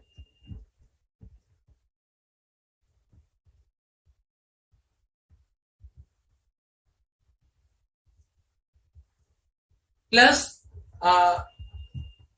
you can say so you can say, the roles and responsibilities, or you can say the experience of the EQCR. What should be the experience of EQCR and the degree or to which an engagement quality control reviewer can be consulted without compromising the review. So see, the role of engagement quality control reviewer is to ensure that the quality is maintained. Now, let's say for example in an assignment, I do everything after asking the quality control reviewer. Should I do this? Yes. Should I do this? No. Should I do this? Yes. By default, I am making the quality control reviewer as the performer of the engagement. So that will impact the quality control reviewer's duty. I'll take one example to explain you this. For example,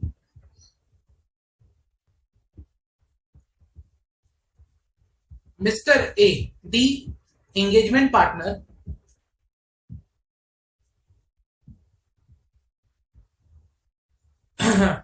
took all the decisions in an advisory assignment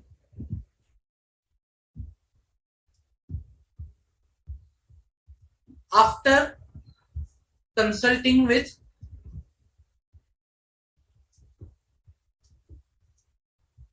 EQCR, wherever there was difference of opinion, the engagement partner by default accepted EQCR's opinion.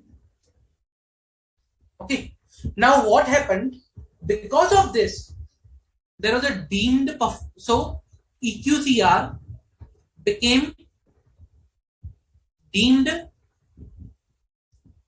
engagement partner and part of their engagement team, because all the decisions were some indirectly were taken by the EQCR itself.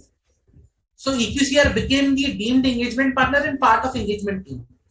Now the criteria, okay, the quality reviewer should be independent. Now that should not be part of engagement team. That's the first criteria for any of the quality reviewer. The quality reviewer should be independent and should not be part of engagement team. Then only he can independently review the quality of an assignment or an engagement. Now here in the current case, if EQCR become the deemed engagement partner, this will impact the objectivity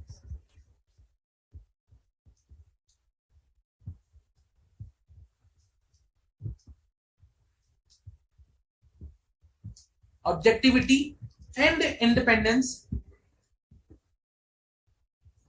of EQCR. Okay, this will impact the objectivity and independence of EQCR. He will not be able to perform the independent review or quality control review, and hence the policy should provide that how much consultation can be done with EQCR or engagement quality control reviewer. So how much consultation can be done with EQCR in a particular scenario or an engagement, that is also very critical to understand. Okay. Plus the policy should provide the documentation of the engagement quality control review. So there should be appropriate guidelines available, how to document, what to document, what are the areas that should be documented. Okay, so everything should be there. And the the next area, that is monitoring and documentation. Okay, monitoring and documentation provides that the firm should establish policies and procedures designed to provide reasonable assurance that system of quality control are relevant, adequate, and operating effectively. Plus there should be policies and procedures that should provide reasonable assurance that after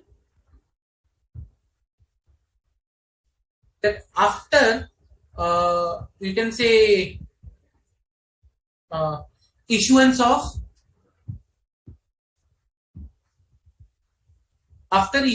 report,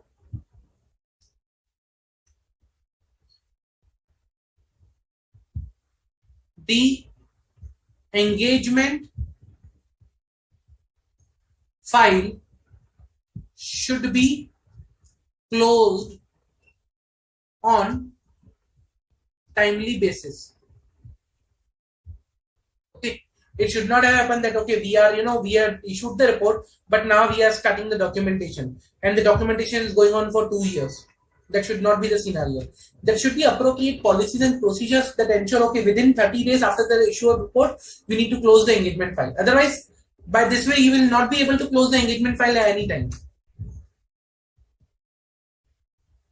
Okay.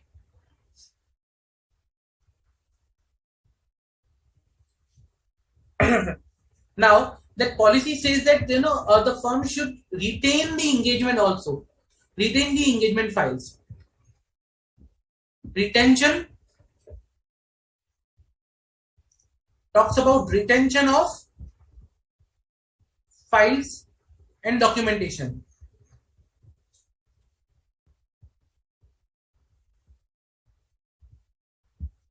So the policy should provide the guidance on, or the policy should provide something on the retention of files and documentation also. That is, in compliance with the laws and regulations.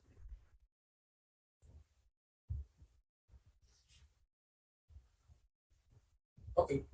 So that is with respect to the SQC. Now the last area that we discussed was the monitoring and the documentation.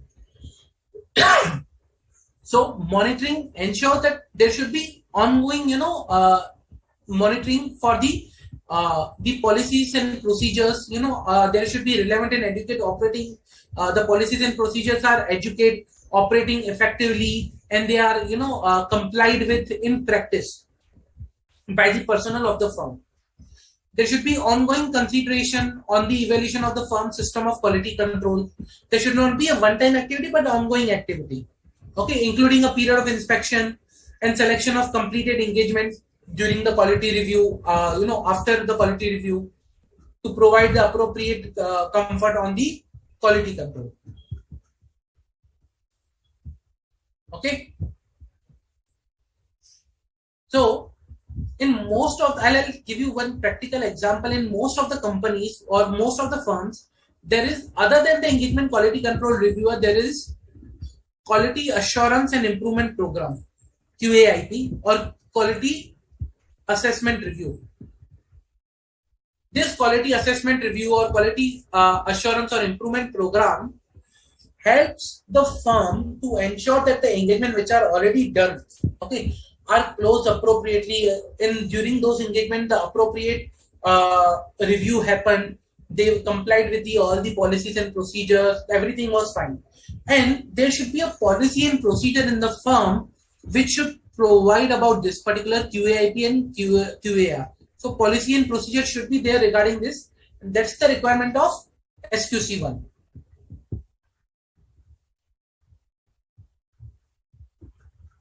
Clear? Any doubt with respect to the SQC1, guys? Any doubt that we discussed now?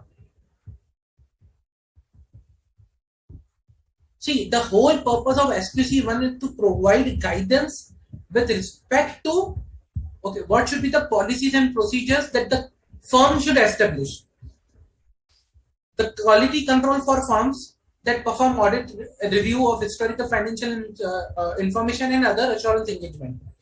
Now we are talking about firm's responsibility to establish policies and procedures that should provide reasonable assurance. Now, with policies and procedures, we discuss now leadership policies, ethical requirement policies, acceptance and continuance policies, human resource policies, engagement quality control review policies, monitoring and documentation policies. Okay, so these all policies should be there by should be established by the firm that should help firm in achieving the quality control. I hope I'm clear.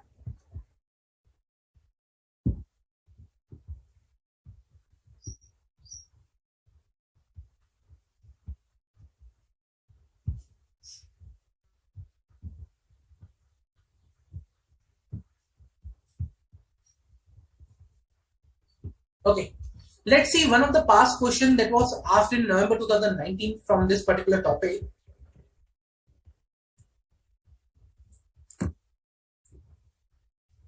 MBC and Associated is a partnership firm of chartered accountants which has been established 7 years back. The firm is getting new clients and has also been offered new engagement services with existing clients. The firm is concerned about obtaining such information as is considered necessary in the circumstances before accepting an engagement with a new client and acceptance of a new engagement with the existing client. The firm is looking to work with only selected clients to adhere to the quality control standards. Guide MB and Associates about the method to be considered with regard to the integrity of a client as per the requirement of SQC1. Now, here you are required to guide the firm about the integrity of the client. So, what are the things that are required or which are necessary with respect to the integrity of the client that we discussed? So what the firm should do is, firm should obtain necessary information that is there, plus there should be appropriate policy and procedure with respect to the, ensuring the integrity of the client. And for that, what the firm should do is, firm should, let's say, for example, with respect to the integrity of the client, the matters the firm should consider is that the business reputation of the client,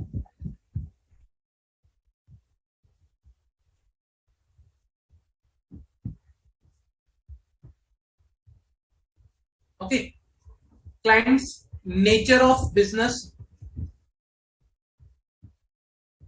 Now they want to check integrity. Basically, how we can check the integrity? These are some things that by which you can, check for the integrity. Okay. Info about management, AMPs, then those charged with governance, any limitation on scope of engagement,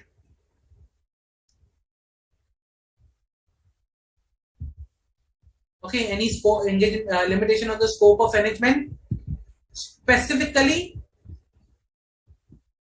provided by management. Okay, management is saying that you are not required to do this, which is creating a limitation. Ongoing litigations,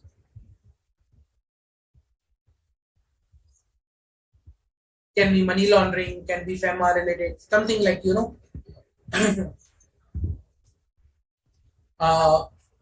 reason for, like if there was a firm that withdrawn from that, the firm withdrawn from the engagement earlier, the firm discontinued this engagement, then reason why earlier firm withdrew from engagement. So you can check all these things to ensure the integrity of the client, and you can, confirm whether there is any evidence available which can lead us to believe that the client's integrity is compromised. Okay, that is one of the questions that was asked in November 2019.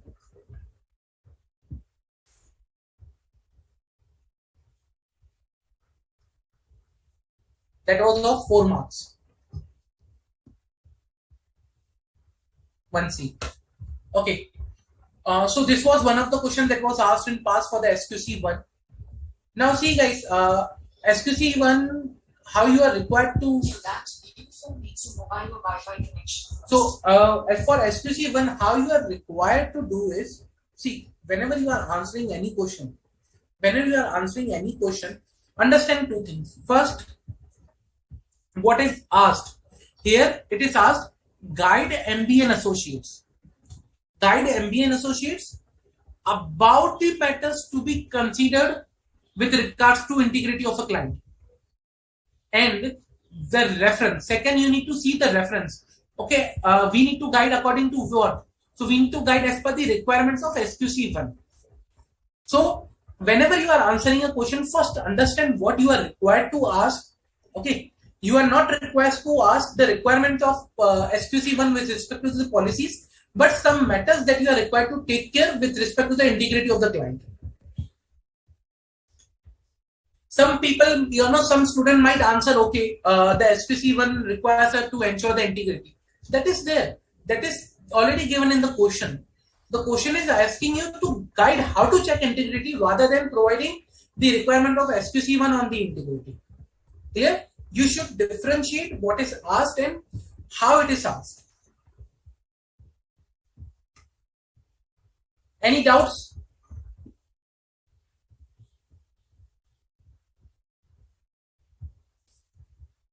Any doubts, guys? So that was the SQC1 that we discussed today. Okay. Now, our next standard. We'll quickly cover this one. For today is SA 200. Remember during the initial discussion when I was showing the story, I was talking about SA 200. What is the role and objectives of an audit? Now, standards on auditing are applicable when there is a audit engagement. SQC applicable to all engagement. But when I talk about SA 200, it talks about overall objectives of independent auditor. Okay, overall objectives of independent auditor with respect to your conduct of audit of a financial statement. Okay, now let's bifurcate the title itself and see what can be the objectives and what can be the overall purpose of this standard. That is already there in the title. Okay. Now, as we already know that audit is to provide an expression of opinion. We have already seen that whether the financial statement are free from material misstatement or not, and here we provide a reasonable assurance, a true and fair view in accordance with the framework that is there. We understand. Okay.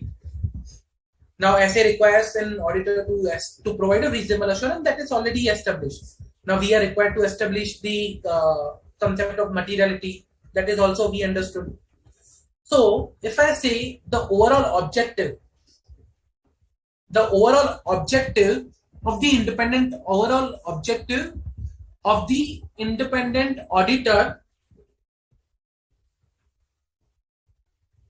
I'm just talking about the title. Overall objective of the independent auditor. Okay. What is an overall objective of an independent auditor? The overall objective is to provide or to obtain reasonable assurance, okay, whether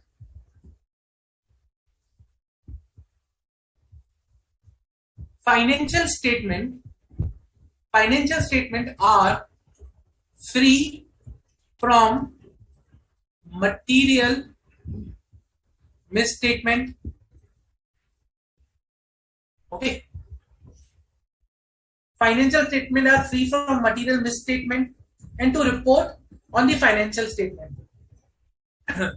First, you obtain the reasonable assurance, then on the basis of that, you report. Plus, report your opinion.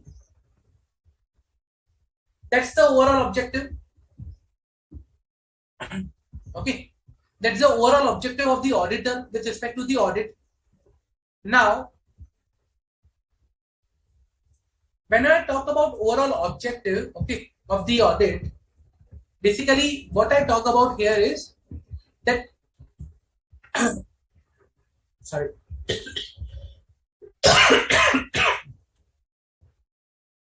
That the auditor should express an opinion. So let us see the objective. The objective is to obtain reasonable assurance about whether the financial statement as a whole are free from material misstatement or not. Okay, whether due to fraud and error. That is an objective of auditor. So in each and every standard, when we discuss each and every standard, what we will see is, we will see what is the objective of the standard, what is the scope of the standard, and what are the requirements of the standard. We will see three things. What three things? In each standard, we'll discuss about the object, we'll discuss about the scope. Scope means where this standard is to be applied. Objective, what is the standard want to achieve? Okay, what is the objective of standard? What the standard wants to achieve? Okay, overall objective. And third is the requirements. To achieve the objectives, what are the requirements?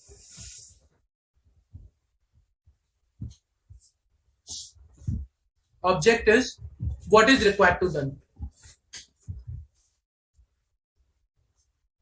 Okay, these three things we will be seeing in each and every standard.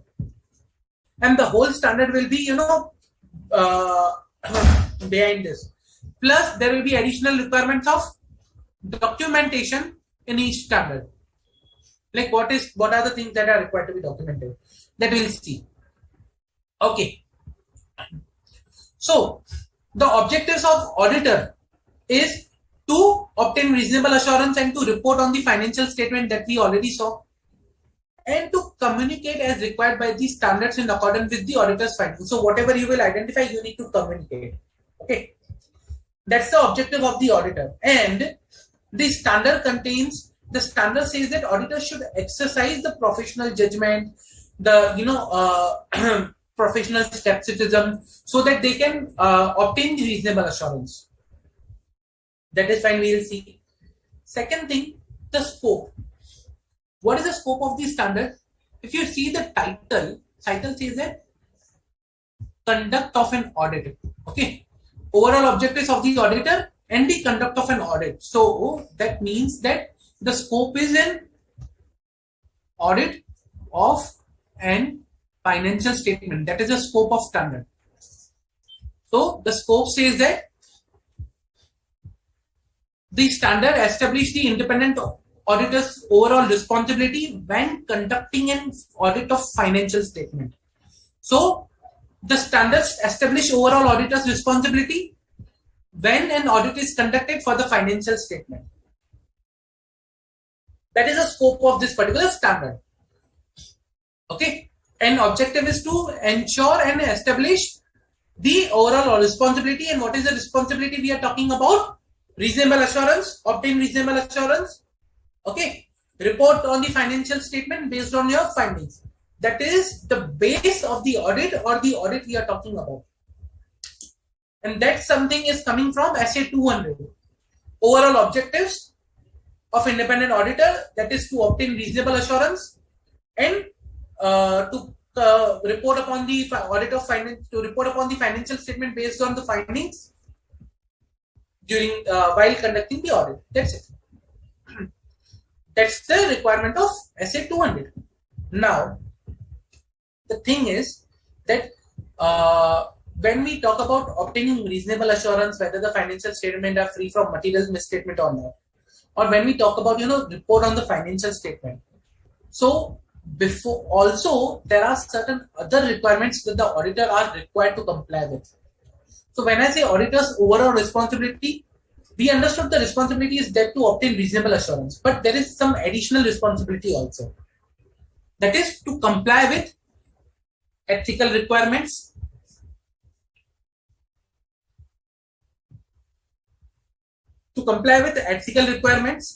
okay, to plan and perform an audit with professional skepticism, to exercise professional judgment, and to obtain sufficient and appropriate audit evidence. Okay, to obtain sufficient and appropriate audit evidence so that you can issue an opinion. These all things are necessary to issue an opinion.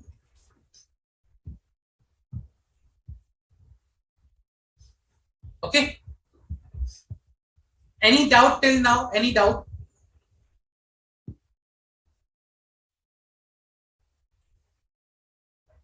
Any doubt? Okay. So these are the requirements that the auditor is required to comply with. Okay. In case when auditor is not able to obtain reasonable assurance, or in case reasonable assurance cannot be obtained, and qualified opinion is insufficient, the auditor should either disclaim the opinion or withdraw from the engagement. That is, again, we'll see something when we'll discuss SA 700, 705. Okay, we'll see this particular area when we'll talk about SA 700 and 705. Now, again, when I talk about sufficient and appropriate audit evidence, sufficient means refers to the quantity and appropriateness refers to the quality of audited evidence that we know, that we have already seen. This standard we have already seen during the IPCC or during the intermediate. We have already studied this standard. I'm just revising quickly so that we can move to the questions for this standard, and Practically, we'll understand the standard more. Okay. Now we understood, okay, that the auditor's responsibility is to conduct audit of a financial statement. Okay. And another area is to conduct the audit in accordance with standards on auditing. In accordance with the standards on auditing. So that is another responsibility of the auditor, to comply with all the essays, to an understanding of the entire text of the standards. Then only he can comply with the he can conduct the audit with essays. Okay, and disclose the compliance with the essays when it is complied. Clear? Also, to achieve the overall objective. What is the objective? That the financial statement should be free from material misstatement and he needs to obtain reasonable assurance. So to achieve that overall objective, the auditor shall use objectives stated in the relevant standards in planning and performing the audit. So he should comply with these standards during planning and performing the audit. He should comply with each requirement of the standard. Okay, unless the entire essay is not relevant. I cannot do that, okay, partially I will not apply this standard, partially I will apply this standard. No. Either I will apply the standard in full or I will not apply in full. So, either to apply standard in full or either not to apply fully. Okay, when it is not applicable, I will not apply the whole standard. I cannot take a midway that all, okay, I will apply 3 paragraphs, I will not apply these 3 paragraphs. Not done.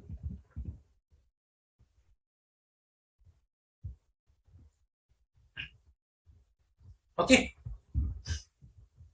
In exceptional circumstances, when it is necessary to depart from essay, then auditor shall perform, okay, shall perform alternate audit procedures to achieve the aim of the requirement of that standard.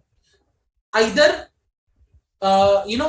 you perform alternate procedures to achieve the objectives of that standard when it is necessary to depart from a relevant requirement from essay, or otherwise, you need to disclose that particular thing that you are not complying with the essay. Okay. Whenever auditor is not able to achieve the relevant objectives of or overall objectives, then auditor should either modify the opinion or withdraw from the engagement. That is the overall objective of this particular standard. Clear?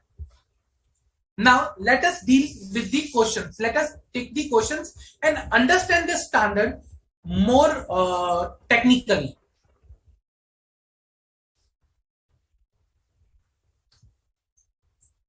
Okay.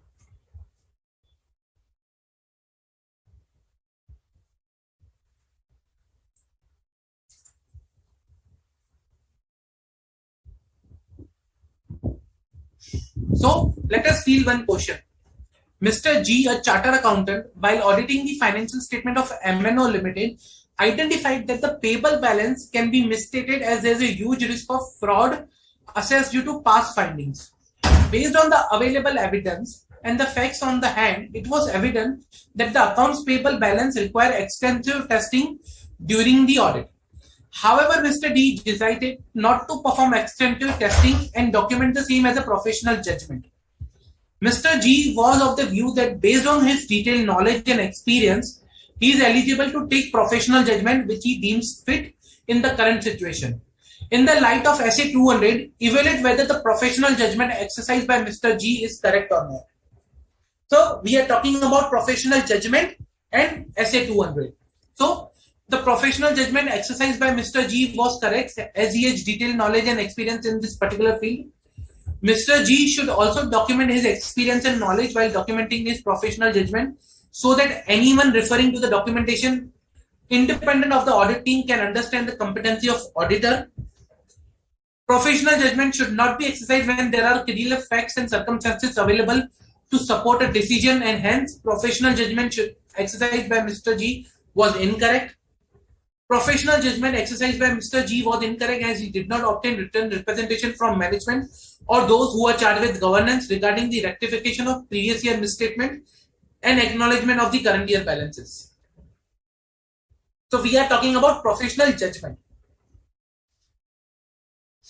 So we know that professional judgment is something that we are required to apply during the audit. Remember, we thought that professional judgment is that is required to be applied. Now you are required to provide whether the professional judgment that is applied is correct or not by selecting one appropriate option.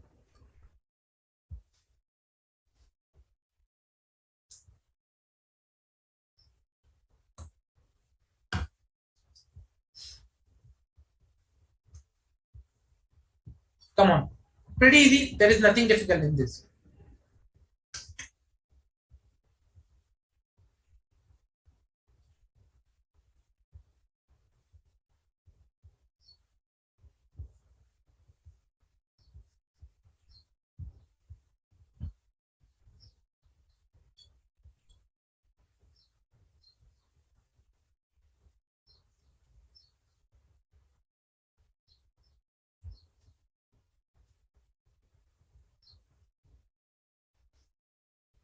Come on, guys. Pretty much easy. Nothing difficult in this.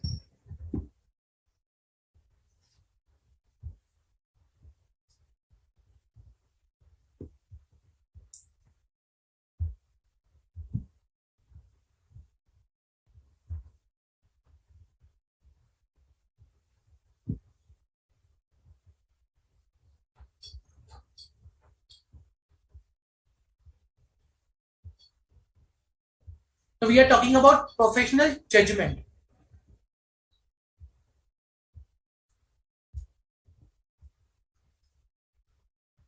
See, when we talk about professional judgment, we need to understand what are the requirements, like what can be, when can we take a professional judgment?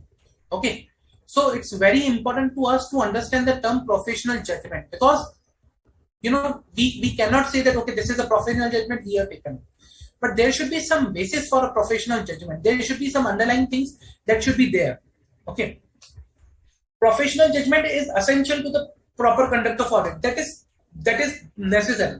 Without which you cannot, conduct the audit. You will be required to make some judgments during the course of the audit. However, when I talk about professional judgment, these are some informed decisions. Okay.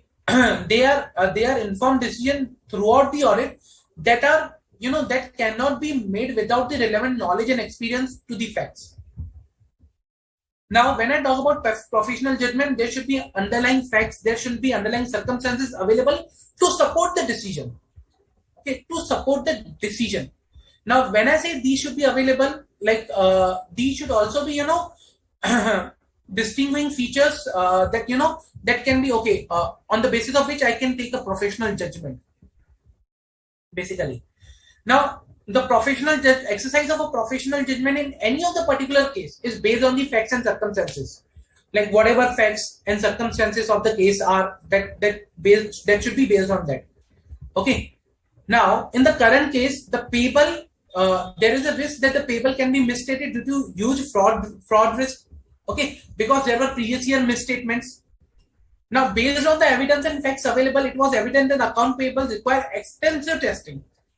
Facts are already available on the hand. Facts are already there. Okay. Now, when a professional judgment is taken, we are required to ensure that whatever facts are available that are considered, whatever things are available on hand are considered, and then in light of those things, it's required to be understood that it is appropriate or not to take a professional judgment, that professional judgment. Okay. Basically, whatever facts and details are available, you are required to take professional judgment accordingly. It should not be that, okay, I'm taking a judgment based on my experience, but I'm ignoring the facts which are there on the hand. And hence, I need to make sure that, okay, whatever judgment is there, they should be in line with the facts and information that is available in the hand. Okay. So, having said that the professional judgment should be consistent with the facts and circumstances that are known to the auditor. And in the current case, basically in the current case, what should be the scenario is the professional judgment, okay, should not be exercised when the clear facts and circumstances available to support the decision, and hence the professional judgment exercised by Mr. G is incorrect. Because the facts on the hand, it was evident that the account payable balances require extensive testing, and Mr. D decided not to perform extensive testing. So the correct option is C. Clear? Any doubt, guys? See, this is a very critical thing that to understand when we can apply the professional judgment. I cannot apply the professional judgment, just like this is my judgment, I applied it. But your professional judgment should be in consolidating, or should be in line with the facts that are available in that time. Clear? Okay. There was one question. I'll take up that question. That was something in May 2020, May 21. Question was there.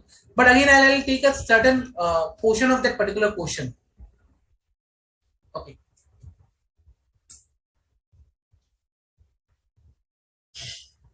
Coxie Limited supplies Navy uniform across the country. The company has 3 warehouses at different locations throughout the India and 5 warehouses at the borders. The major stocks are generally supplied from the borders. Coxie Limited appointed Mr. OPAQE, I'll say OPEC, and company to conduct its audit for the financial statement 2021. Mr. P, the partner of OPEC and company, attended all the physical inventory counting conducted throughout the India, but could not attend the same at the borders due to some avoidable reason. You are required to advise the OPEC and company how sufficient appropriate audit evidence regarding the existence and the conditions of inventory may be obtained. Okay. Second, how auditor is supposed to deal with the attendance of physical inventory counting when it is impracticable. So I'm dealing with the question number 2, not the 1. So in some cases, so that's the answer. In some cases, attendance at the physical inventory counting may be impracticable. This is maybe due to factors such as nature, location of the inventory, for example, where the inventory is held, that may be imposed threat to the safety of the auditor. Now, this is standards based on, this covers SA 200 plus SA 705. So, the matter of the general inconvenience to the auditor, however, is not sufficient to support the decision by the auditor that the attendance is impracticable. Further, this is important. SA 200, overall objectives of independent auditor and conduct of an audit in accordance with the standards on auditing, says that the matter of difficulty, time, cost involved is not in itself is a valid basis for auditor to omit an audit procedure. So SA 200 says that whenever it's a difficulty, matter of difficulty, not you can say impossibility, but there is a difficulty. You cannot, just say that's a difficult and I'm not able to perform the procedure. You are required to perform the procedure to obtain sufficient and appropriate audit evidence. Okay. And when it is impracticable or when it is impossible, then only you can say, okay, you were not able to perform. Otherwise, you cannot say just because it was a difficult, I'm omitting the audit procedure. That is not correct. Okay. For which there is no alternate, or or to be satisfied with audit evidence that is less than persuasive. Further, where the attendance is impracticable, alternate audit procedures, for the example, inspection of documentation and subsequent sale of specific inventory items acquired or purchased prior to the physical inventory count, may provide sufficient appropriate audit evidence about the existence and conditions of inventory. In some cases, though it may not be possible to obtain sufficient and appropriate audit evidence, sufficient, remember we talked about sufficient with respect to the quantity and appropriate respect to the quality. If you are not able to obtain sufficient and appropriate audit evidence, you can think about modifying your opinion. Remember, I talked about modification of the opinion. That modification of the opinion, we will deal something in SA 700 to 75. But when auditor is not required, when an auditor cannot obtain appropriate and sufficient audit evidence, he can think about modifying the opinion. And if modification is also not appropriate and he cannot issue a qualified opinion, then he can issue a disclaimer of opinion or he can withdraw from engagement. And so in the same line, in such cases, SA 705 on modification on the opinion in the auditor's report requires auditor to modify the opinion in auditor's report as a result of scope in the of the limitation. Scope limitation. So that is something, an answer which is based on SA 200 plus 705. So that was SA 200, where we saw overall objectives of an independent auditor with respect to the conduct of an audit. That is the scope, that audit of a financial statement. Objectives are to obtain reasonable assurance, to comply with the ethical requirements, to comply with the professional skepticism, okay, to exercise professional judgment. We understood what is the professional judgment by example. To obtain sufficient and appropriate audit evidence, okay, to comply with the standards, all the relevant standards, other standards that we will see in the coming lectures. And whenever we are not able to comply with these, whenever we are not able to obtain the sufficient and appropriate audit evidence, we can modify our opinion. We have to modify our opinion, or if the modification is not possible, qualified opinion not possible, then you can withdraw from the engagement. Clear?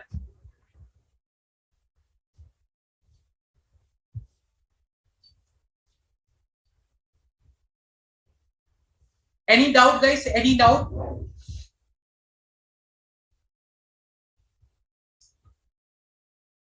See, when I talk about exceptional circumstances, here, in exceptional circumstances, the auditor may judge it necessary to depart from a relevant requirement in a standard. Now, there is a standard, SA 501, which requires that you should conduct physical count and everything, specific things, plus SA 500. You should obtain sufficient and appropriate audit evidence. So, audit evidence and special considerations, specific considerations for certain items. Now, in exceptional circumstances, I can depart. But what are the exceptional circumstances? Cost and difficulty are not. When there is a cost involved or there is a difficulty, that is not an exceptional circumstances. No, these are not exceptional circumstances. Exceptional circumstances is something where it is impossible. Then only I can depart. In the earlier example, we saw there is a requirement of the inventory that you are supposed to obtain audit evidence.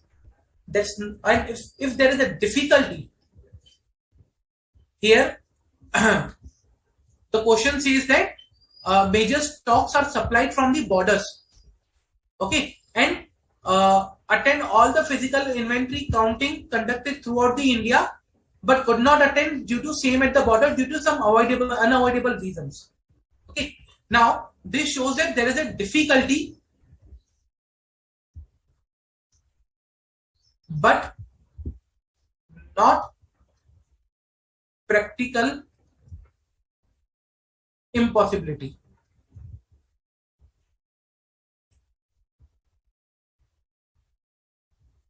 Okay, there is a difficulty but not practical impossibility, and this is not a exceptional circumstance under which we can depart from application of SA. I hope it is clear. Any doubt, guys? Any doubt?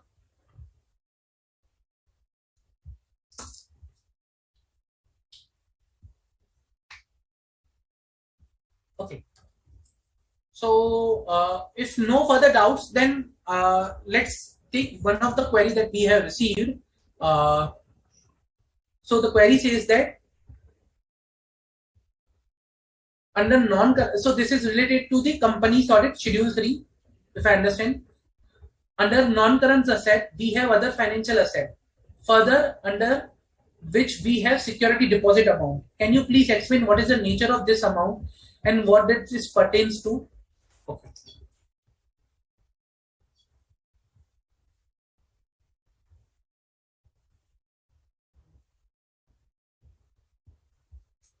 I'll show you. Division 2.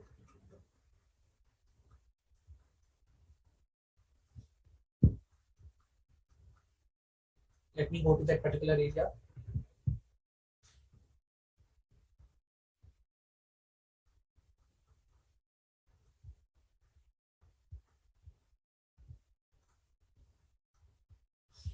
So under non-current asset, other financials.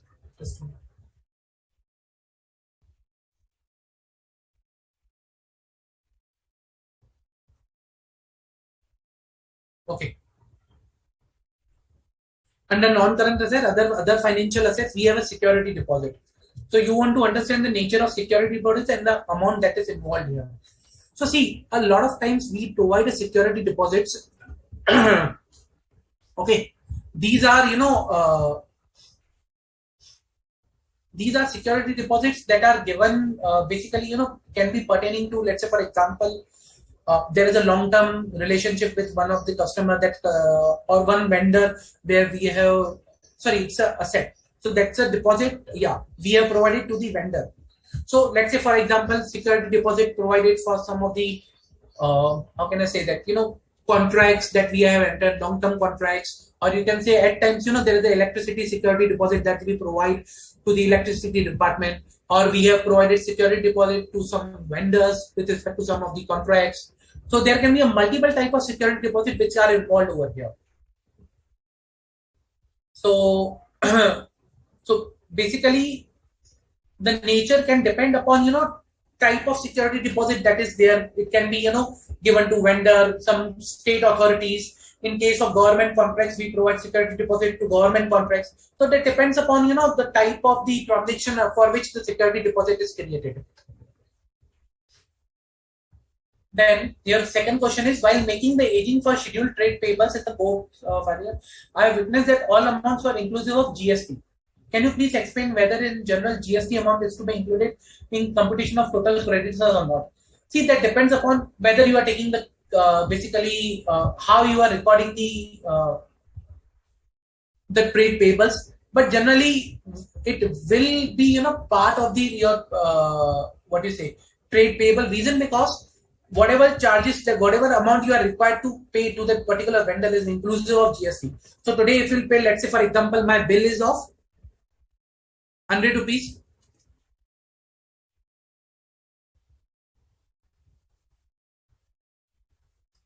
Just a minute.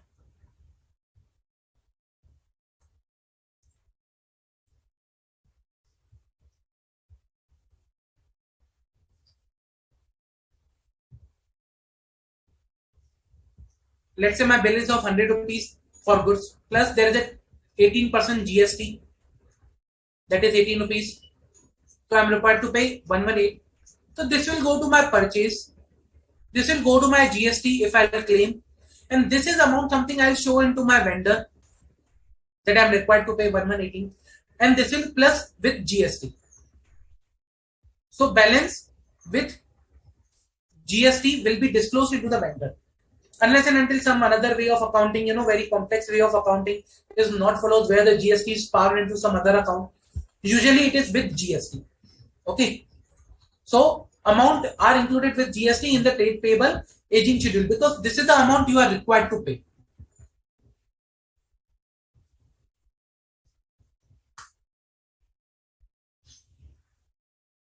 Okay. Third, can you please clarify that under which head the unbilled revenue is classified? And do we need to age it? Yes, I'll tell you.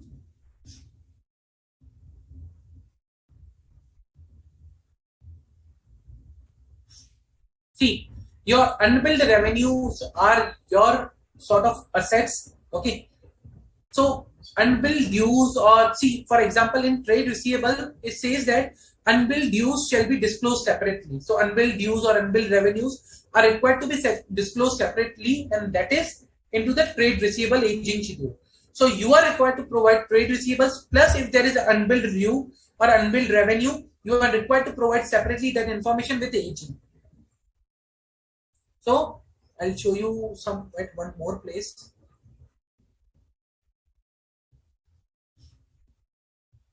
Over here also. This is non-current trade receivable. Over there also it is says that unbilled dues shall be disclosed separately, means with aging. Okay, so that are required to be shown with the trade receivable, unbilled one. Also, I may have in my live example that I showed that time. Let me see if I have that.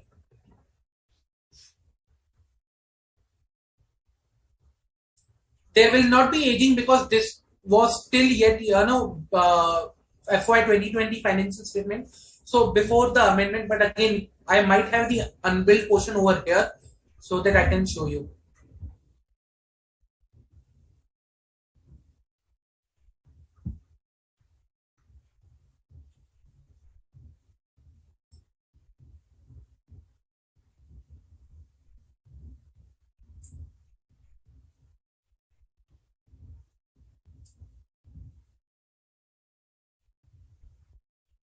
So in trade receivables, see, this is a trade receivables. Plus, if you want to see unbilled, they have disclosed here other current financial assets, unbilled revenue.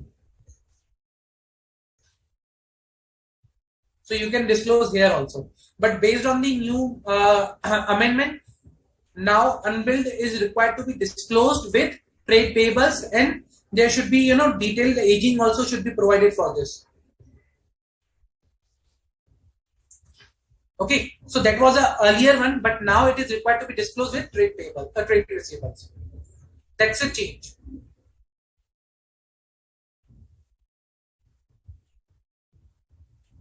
I hope I have replied to your queries. Any other questions or comments or any other questions you have, guys? Any of the topic?